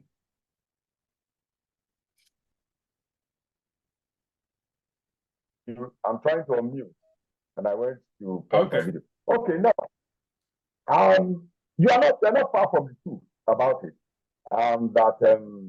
What Joe Biden is doing is exactly what Tinubu is doing. Right before the election, you would notice the cloud. People will tell you that it's a strategy so that you will think that the man is incorrect. So he would have the full support of the Northerners. That's the argument anyway on the street, that he needed the votes of the Northerners. So he pretended to be sick and to be unwell and to seem to have issues with comprehending what it is that people are saying. That was where the issue of the Bulaba and the Balablu came from. And for him to be talking about recruiting 5 million Nigerians into the Nigerian army to eat agbado and banana, or whatever I think. And I was pretending to be sick and incoherent so that they would back him up until when it goes off, our own son would now become the president. That is the rule. But you can see that recently, in the past 1 year, how many flowers have you heard from him? Except, of course, if he is intentionally derailing what it is that they're doing. It is part of propaganda, sort of, if you understand. That it is part of a PR, sort of, to create the atmosphere of being incoherent and not in charge and not in tender with what is happening around him. So it would bring you to your knees to tell him your plans, for him to be able to unravel them and, of course, walk around them. That is exactly what is happening. Since he's become president, aside from whenever he decides to address the nation, probably on 29th of May, or probably on the 1st of October, or June 12th, when he will go ahead and be talking about things that are none of our business. When you listen to some of his, when you read through the excerpt of his speech, you don't find anything there that relates to you that seems to be of interest to Nigerians. Because if, for instance, if you bring somebody in the person of Bola Ahmed Tinubu to your program to bring Angu, for instance, and you're asking just one simple question on the economy, you would realize then that the man does not know anything about those issues. All he wants to be is to be called Mr. President, and of course, use that opportunity to build an empire that at the end of the day is going to live here. So some of these people use these things tactically. They intentionally and tactically avoid the press, especially once they discover that the people are agreed about some issues. They don't want to go there to get angry and say some things that will put them in trouble. Remember, Buhari did the same thing. At a point, when people started agitating that Buhari is not talking to Nigerians, why is he always talking to himself and everything? When you want to talk, they will tell you he's not aware. When you say this, they will tell you he doesn't know. When you ask this, he will say he's not sure that thing is happening anywhere else. Look at how you watered down the issue of Dangote in Kano when he was approached and said, "Look, this is what has been said." It was in the fact. And it was asked, this was what has been, I think they attended a function somewhere, and somebody mentioned the issue. And he said he doesn't understand the application that was used to discover that the man had money stocked in his agbada. And people started clapping and laughing. What is funny in somebody who seems to be the face of corruption saying that kind of a thing, watering down something that's serious. What is funny in it? So you are right in what you have said. For me, the man is dodging the press, knowing fully well that, of course, talking to the press does not just come up with questions from their head these days. They ask from the people. What question do you want us to ask, Mr. President? Don't expect Nigerians to ask questions that are favorable to the president.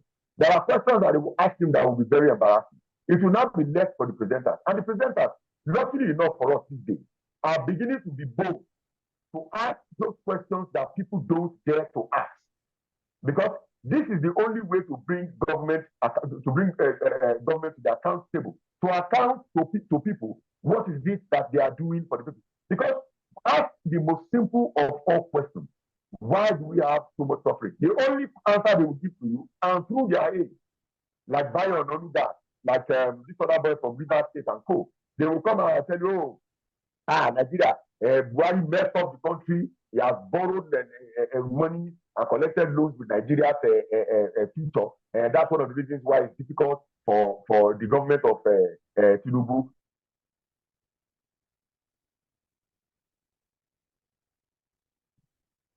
All right. To go forward. And they are looking at ways to go. All right. Okay, I think you have really made your point. That's okay. Yes, I can. Your line, your camera froze. Finish up, please. Yes, okay. So when you are repairing what Buhari has done, you are subsidizing ads for 90 billion. You are using 21 billion naira to repair a building that is already there to refurbish it. You are spending $150 million to buy an airport. Why would people protest? Why would people ask that you also look at them, even if it means sharing the money? Okay, recently they said they were going to give 20 trucks of rice to Nigerians. If I tell you how many cups goes to some families, not all of the families, some families, you will be shocked. You will be shocked. So you are not far from the truth from what you have said. He is avoiding the press for obvious reasons. He doesn't want to ask the asked questions that will be embarrassing to him. Right. Thank you so much for that, Barrister. Yes. Okay. Can you speak? Are you back? Okay. Yeah. Yes. Good. You can hear me now. Yeah, very clearly. I lost the network. That is the almighty network issue. We don't. It's not our fault anyway. So I understand. Now, I'll repeat that question I asked you before. You had issue with your mic. And I will need you to add it to this other question. There's the next topic we're talking about, actually. Now, what do you think is the reason behind Tinubu's approach to this protest? Instead of actually addressing the protest, facing Nigerians, talking to Nigerians directly, either by national broadcasts from him or by granting at least media interviews one-on-one, not just through spokespersons, one-on-one interviews to actually address the concerns of Nigerians. Why do you think he's taking that approach instead of doing the right thing, something that he's supposed to do? That is one of the questions. The second question, I will need you to join, but add this to the question too. Why? That is what exactly this man has responded to Shegun. Why do you think Tinubu has adopted the Joe Biden style of leadership, especially with regard to the press? Tinubu, for over a year now, he is not granted any interviews to the media, to the press. He has not featured on any press conference of sort. He doesn't speak directly to the media in any either even by proxy. It doesn't. It's just whenever anything happens, what happens is his attack dogs, especially this crazy, unscrupulous Bayo or Nanuga, or how is it pronounced or whatever. He just comes blazing on nonsense, sort of. So, what's your thought on these two questions? Well, it's very obvious to me. In some respect, Tinubu has some similarities with Joe Biden of the United States. Yeah, they are both in advanced age. In Tinubu's case, number one, he's not eloquent. He is not inspiring, and his speeches don't make any sense to people as such. Go back and look at during his campaigns, when he's talking, if he's talking impromptu without a written this thing, you will not make sense out of it. You will now divert it to joking some jokes and crack some jokes like anytime he stands to talk, if it is not from a script, you see that he doesn't make a lot of sense.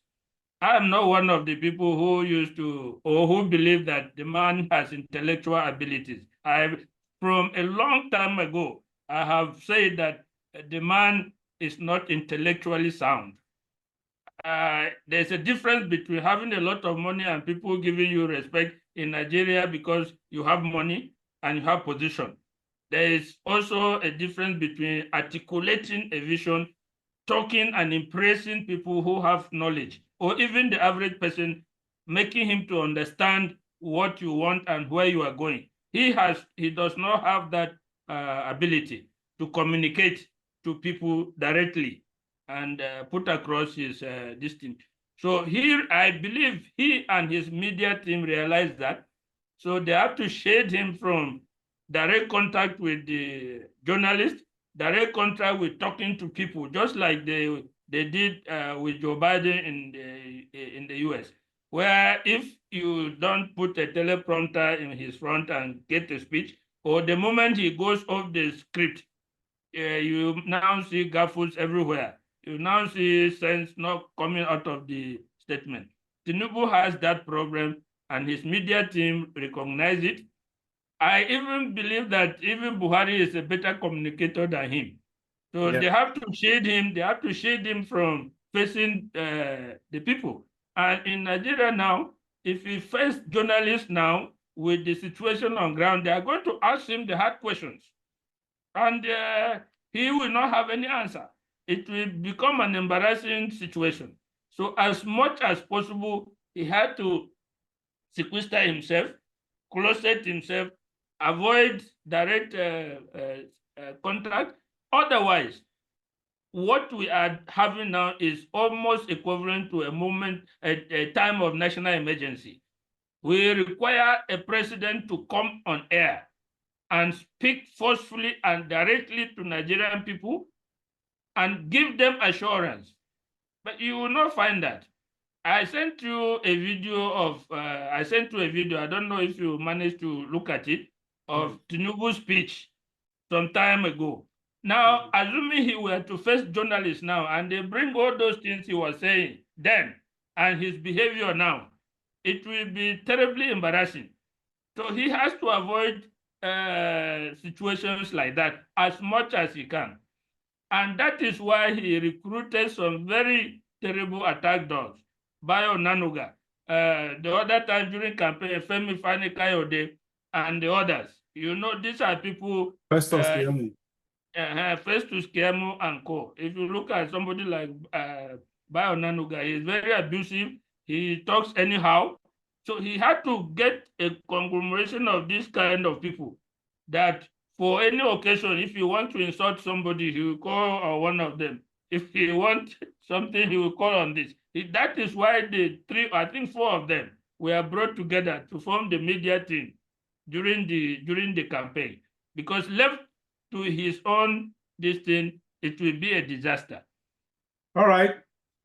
Thank you so much. However, I think while I agree with both of you, exactly what you have said, I agree with you, but I think there is more to that. I think so. I think there is one more reason why is, apart from what you people just enumerated, I think there is more to that. Actually, that is part of the reason, the reasons rather. But the additional one is for the fact that that he just feels he owes Nigerians nothing. He just feels Nigerians, after all, they didn't vote for him. I paid my way through to where I am right now. I bulldozed my way to presidency. And secondly, I will do the same thing in 2020. So I don't need, in fact, his body language, Tinubu's body language will speak to that, will tell us, will really, really define his mindset. It should define for an average, it's a common, I don't know how to put it actually, but the reality is his body language, his public language, everything around Tinubu right now, including his policies, are geared towards towards being careless of what Nigerians think of him or what Nigeria will do to him. He's careless because he feels that he got the presidency through his money. Then secondly, in 2027, if God keeps him alive, he will eventually win Nigeria the same way. He will apply the same modus operandi, to actually retain power. That is just the reality there. So as a result of that, he just feels he doesn't need to impress anyone, and that's why that is the insensitivity behind. That is the insensitivity behind. That is the attitude behind the insensitivity to the cries of Nigerians, the concerns and cries of Nigerians. That the more we complain that Tinubu is doing something wrong, the more he keeps doing that. In fact, he wake up the next day and do even worse thing. We are complaining about his financial recklessness, and he keeps coming out with bogus expenses and expenses that does not require priority, and he keeps doing that. That is in reality, that is what his actions speak. You have made a valid point, because recently, if you listen to him, when he was being accused, the people were starting to say, oh, there's a Kaaba that is controlling the government. He retorted angrily retorted that there's no Kaaba, that he used his own money to finance the election, and he owes nobody any distance. Good. And nobody can control him because he used his own money. He said it in a very angry tone. So that point you made is valid. That's exactly. I didn't even remember. I think I watched that interview too. In fact, I didn't even know that I would have made reference to it. But that's one of that. Of course, that's another proof to what I have just said. In reality, honestly, this man feels, and that is why he doesn't care whether he grants interview or not. Otherwise, let me tell you one thing. If Tinubu wanted to save face or at least impress Nigerians to actually begin to support him gradually, he could have done something. Who did it? So there was a president who did it, who was actually into, was it Jugulo Jonathan or so? I've forgotten the president who did it. This at Obasanjo was, in fact, Obasanjo was the most forthcoming president. Of course, the man this smart, very intelligent man. He was granting interview all the time or whatever. So I really liked his own style. So even I had some issues about him, but at least based on where we are today, Obasanjo is a saint. Honestly, he's a saint. His government is a saint. Now, if Tinubu had Nigerians in mind and is concerned about the interest of Nigerians or the impression from Nigerians, he could have actually done something that I'm trying to remember the president that did that, who was using NTA then. It was NTA through Cyril Stober and his team. They were the ones actually always on monthly basis, or was it on monthly or quarterly? I think monthly basis, interviewing the president, on Meet the Press. I think it was, the program was Meet the Press by the president. So Tinubu, if he had interest in what Nigerian thinks about him, he could have, what Nigerians thinks about it, he could have at least bought a kind of let's even use government media,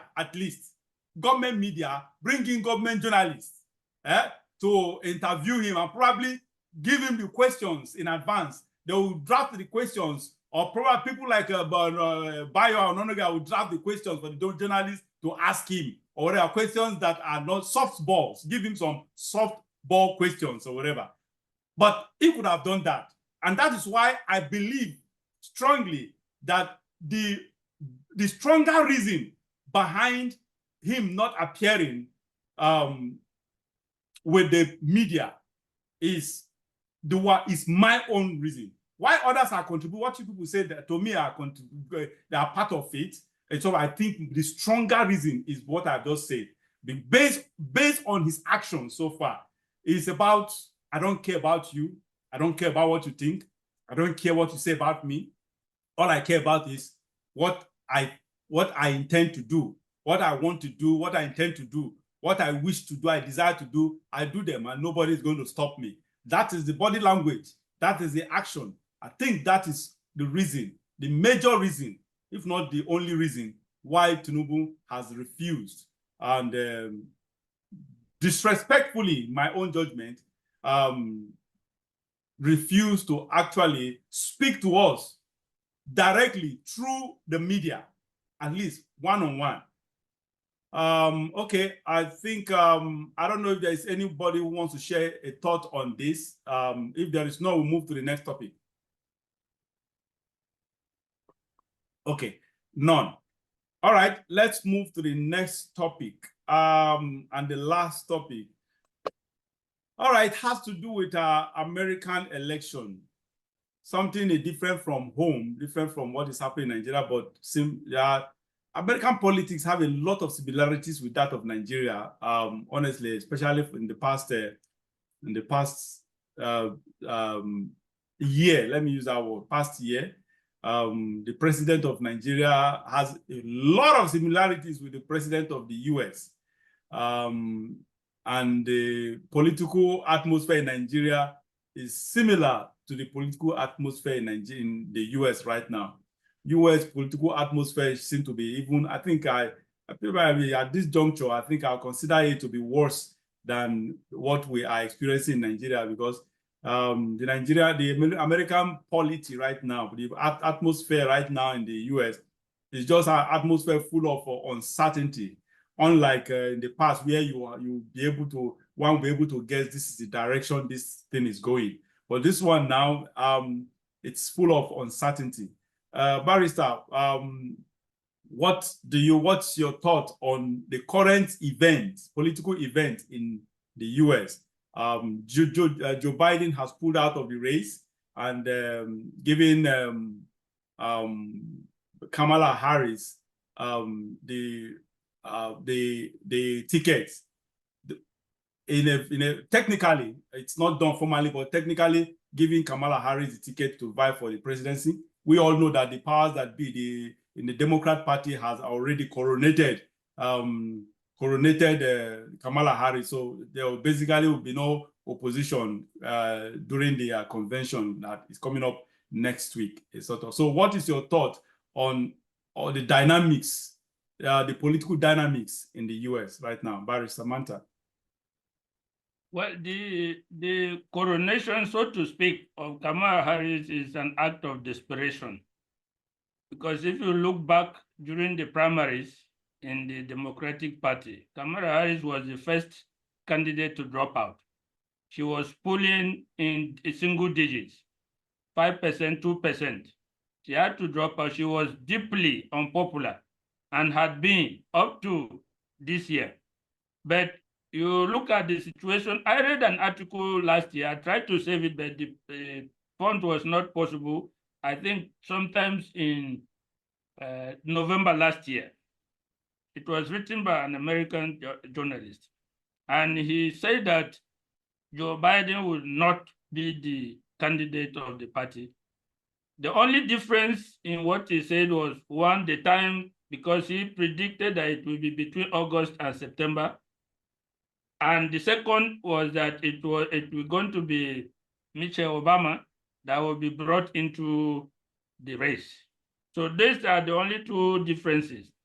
So they realized, you and me know, that Joe Biden was going down, and if he remained on the ticket, it was going to be a slam dunk for Trump.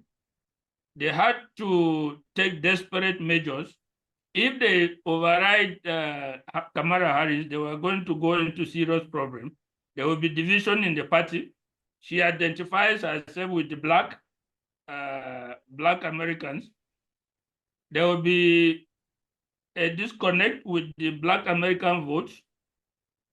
There will be division in the party generally because she was the vice president. She was expected to.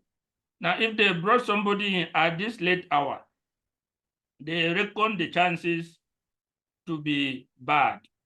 And the whole issue, the hatred on Donald Trump is what has galvanized them to rally around Kamala Harris so that she will be presented as a united candidate front by the whole Democratic Party. To an extent, they have succeeded because there's presently excitement among Democratic voters and others as well. The polls are showing that she's catching up in some of the battleground states. But personally, I do not believe that she will beat Trump in the election. I think the excitement of coming to the top of the ticket is going to wane at a point before the election is going to die down. Presently, they are jubilating. The party has presented a united front. There's no challenge. You will not find the big shots of the party coming up speaking against her. So you see that reflected in the polls.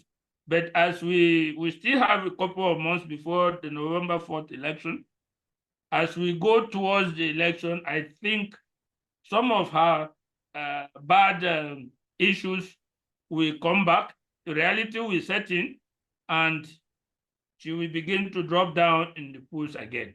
So I have confidence that with the setup going now, I have confidence that Donald Trump will be reelected the 47th president of the United States.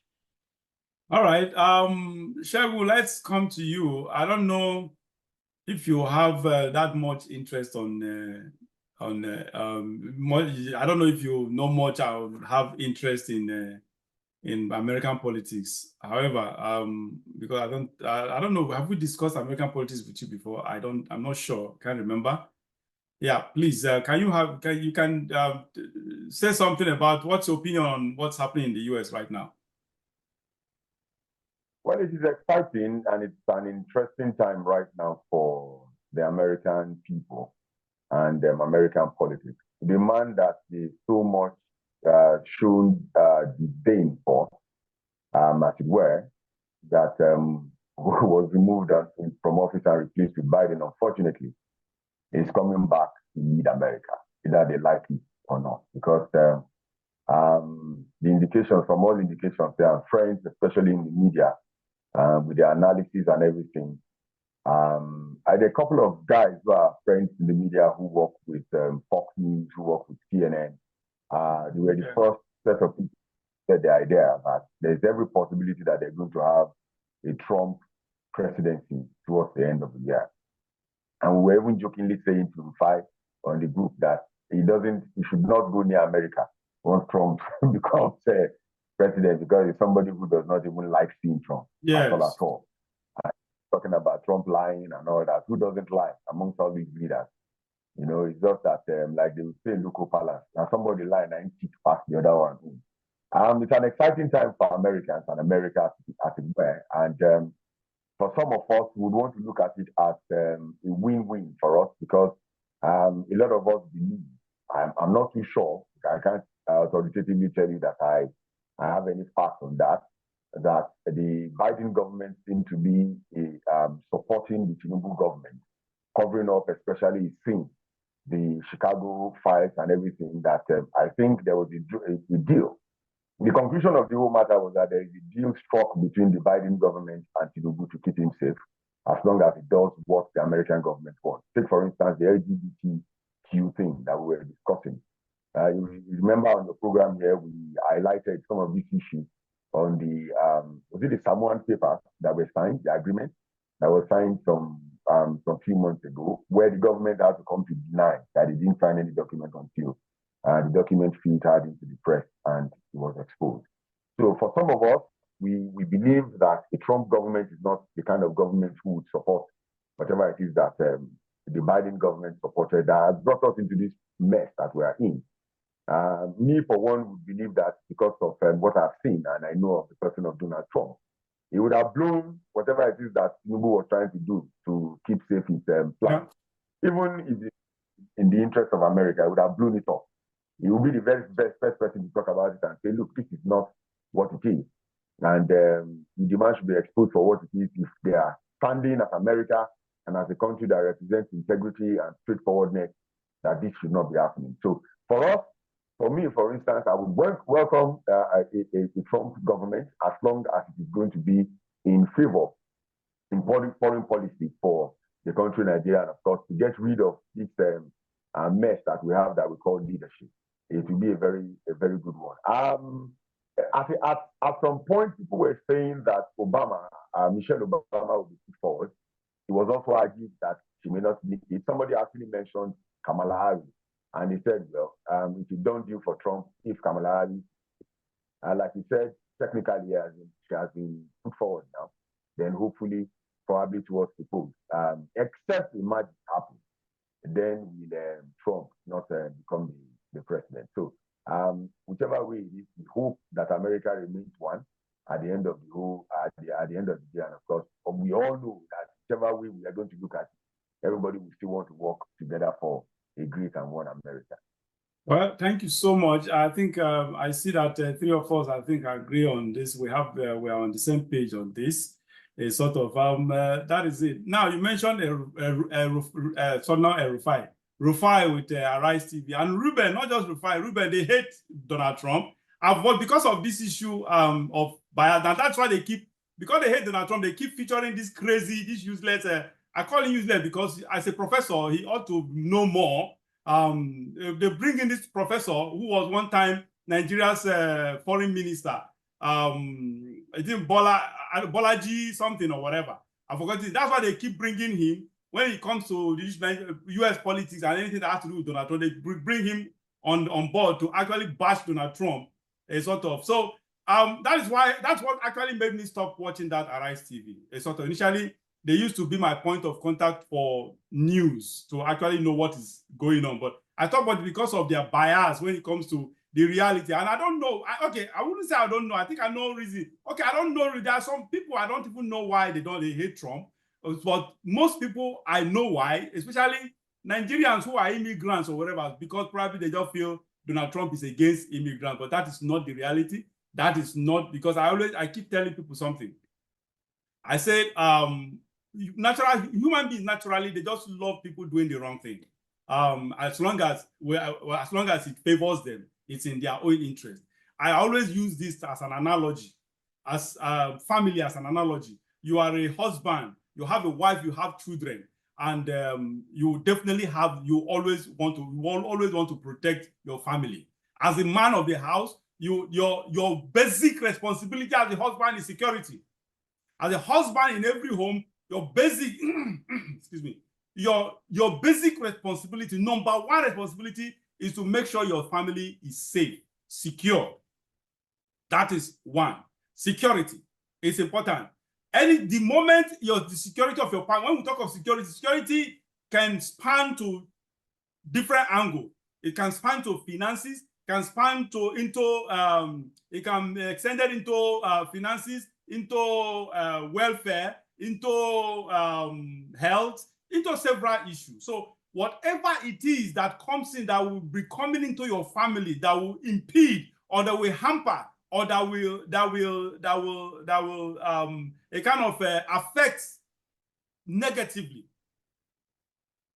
the security of your family, obviously you want to protect it, a sort of. And even if you are going to adopt children, even if you are going to bring in strangers, accommodate total strangers or whatever, you expect the strangers to adhere to the principles of your home, of your family, to the laid down principles, the rules and whatever. So if you are not doing that, obviously you want to restrict yourself or limit yourself to what you already have and shut out any other person because you need to protect what, yeah. Immigration is the hub of the US. There's no doubt about it. But what Trump is talking about is doing it legally, not just coming through the borders. Doing it legally. Come through the normal channel, apply for visa, apply for this. There are so many visas, H1B, B1, B2, different visas or whatever. There are visas that spans across all sphere that you can apply for or whatever. So whatever you are coming to the US to do, you have visa for it. Go through the legal channel.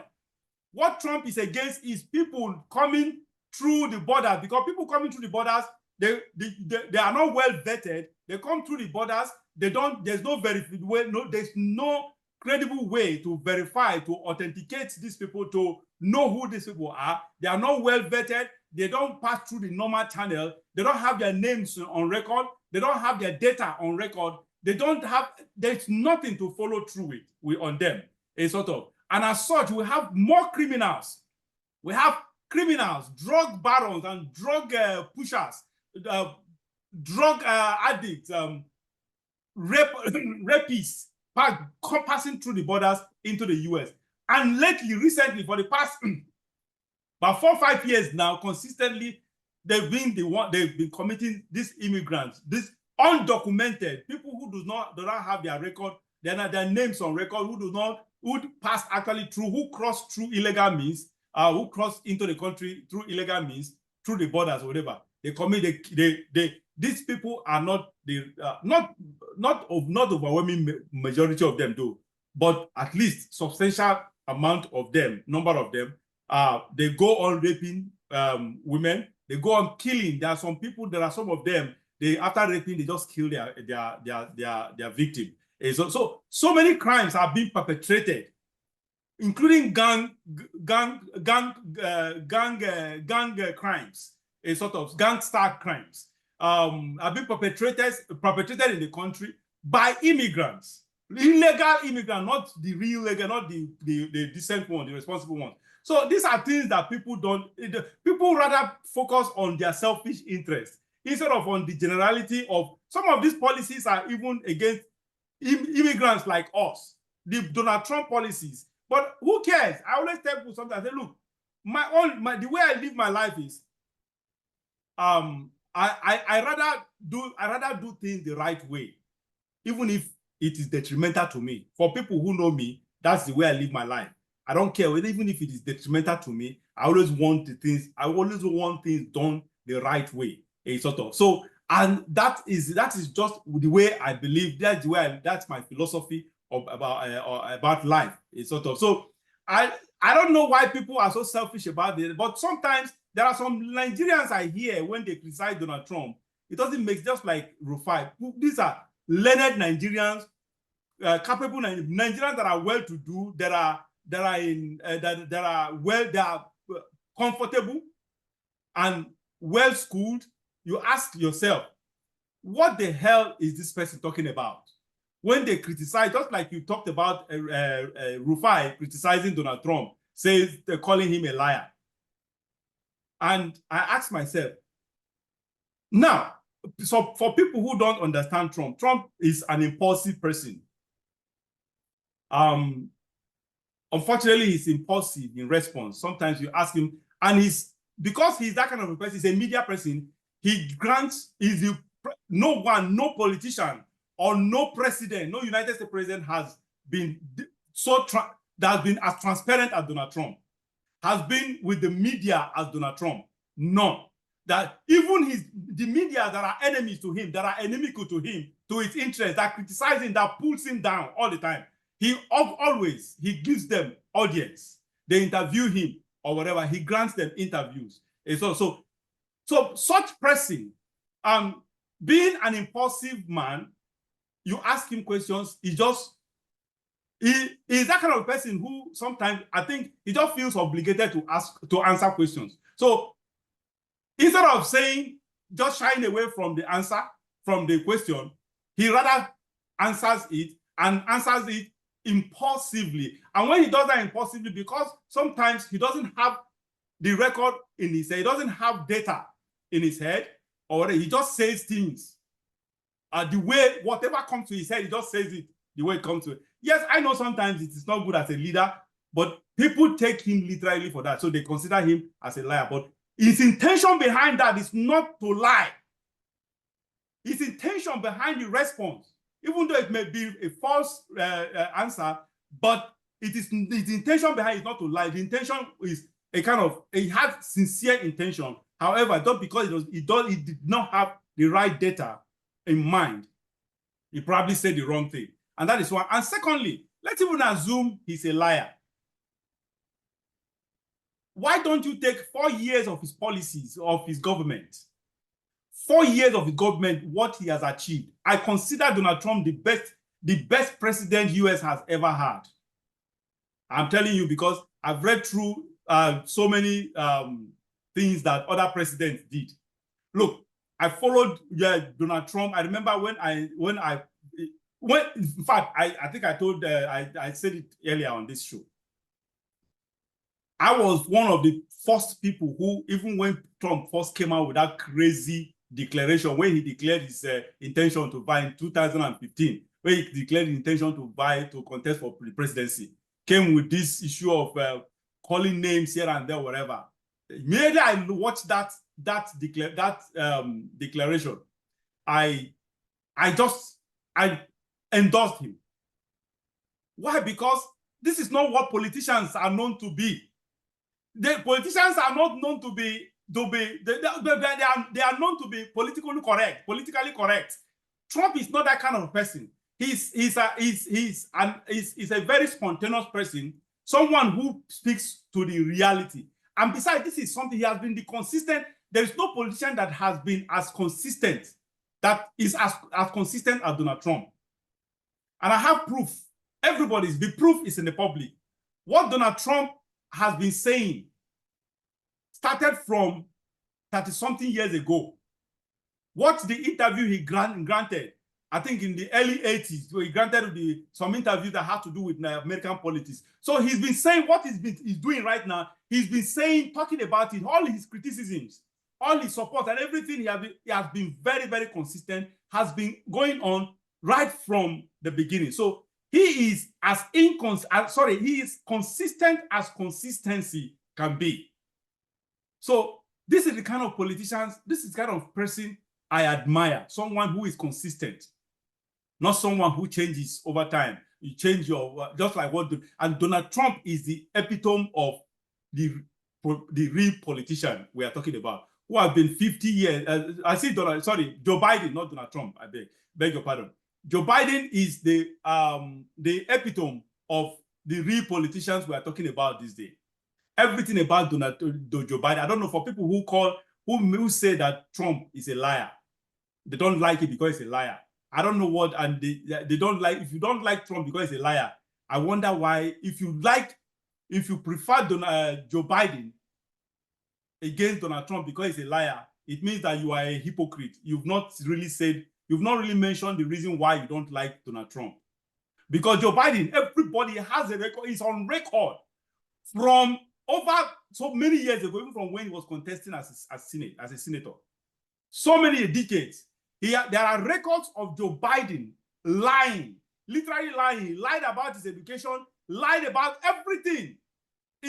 Joe Biden has lied about everything about his life, about his status, everything about him, including as a president. All he does is lie, including the last speech he gave.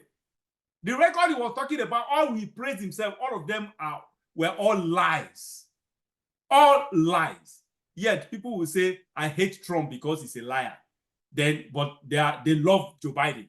It doesn't make sense, because Joe Biden is 10 times, let's even agree that Trump is a liar. Joe Biden is 10 times a liar than Trump. Yet people use that as an excuse. That's crazy. Honestly, I don't understand why learned Nigerians, exposed Nigerians will hate someone like Donald Trump. Donald Trump has a good record. Look, if you don't like his personality, that's a different ball game. But looking at the messenger, why don't you look at the message? Take a look at the message. Take a look at the 4 years of Trump. 4 years of Trump, no wars, no international wars. No wars. Anywhere there was absolute silence globally. He made peace between an unprecedented pact of peace between Israel and other media, Bahrain and Jordan, the other media called the Abraham Accord. This is something nobody ever dreamt of achieving. Apart from that, look at the U.S. economy. The whole demographic, everything was so. He was breaking records, making history on every demography. In his government, he had the highest number, the lowest rate of black unemployment, highest rate of black home ownership. He has the lowest rate of women unemployment, lowest rate of youth unemployment.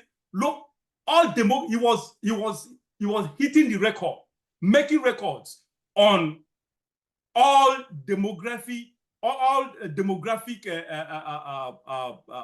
postulations, all demographic projections. Yet people say, I hate this man. What is the problem? Why don't you look at, this is what I don't do. I view things objectively. I read people objectively, regardless of whether it is in my own interest or not. Like I said, I have supported people. I have supported things, even apart from politics. I've done things. I've been on the side of situations, things that does not benefit me. They are detrimental to me. Yet I decided to go because I don't believe it is the right thing as long as it's going to affect people positively, even if I'm not involved in the positivity. So that is just it. So all these journalists, especially, of course, what do you expect? Media journal, Rufai of a person. Now, on Rufai, I honestly, let me use this medium to, it's not my intention to do this now.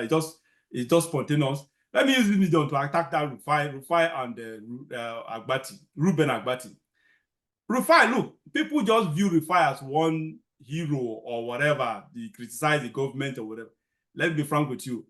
Rufai is doing what he's doing because I just feel he's just expecting something. The moment you approach Rufai, people like Rufai, so I consider them as hypocrites. I've never viewed Rufai as someone who is genuinely and sincerely critical of bad governance. Honestly, I just view him as someone who is, view him as a hypocrite, and I view him as someone who is just waiting for the time. The moment you approach, the government approaches him for one thing or the other or whatever, with one thing or the other, he will cave. Reuben Agbati, I've never liked, even from the time he was with Guardian newspaper or whatever, when he was doing this show with, even when he was doing this show with this Patitos gang. I don't know if any of you remember this show, Patitos gang, that Patu Tommy then. They were doing, it was a late night show. Then I was watching that late night show, whatever. I've never liked his opinions or whatever. So I've followed Reuben for a very, very long time, Reuben Agbati, So he is a liberal person by nature. And me, generally, anyone that has liberal mindset, who has liberal policies, who supports liberal policies or whatever, such journalist or such person definitely will not gel well with me. So, and that is it. And back to the topic, Kamala. Now, Barrister said it well. In fact, the Barrister spoke my mind on that.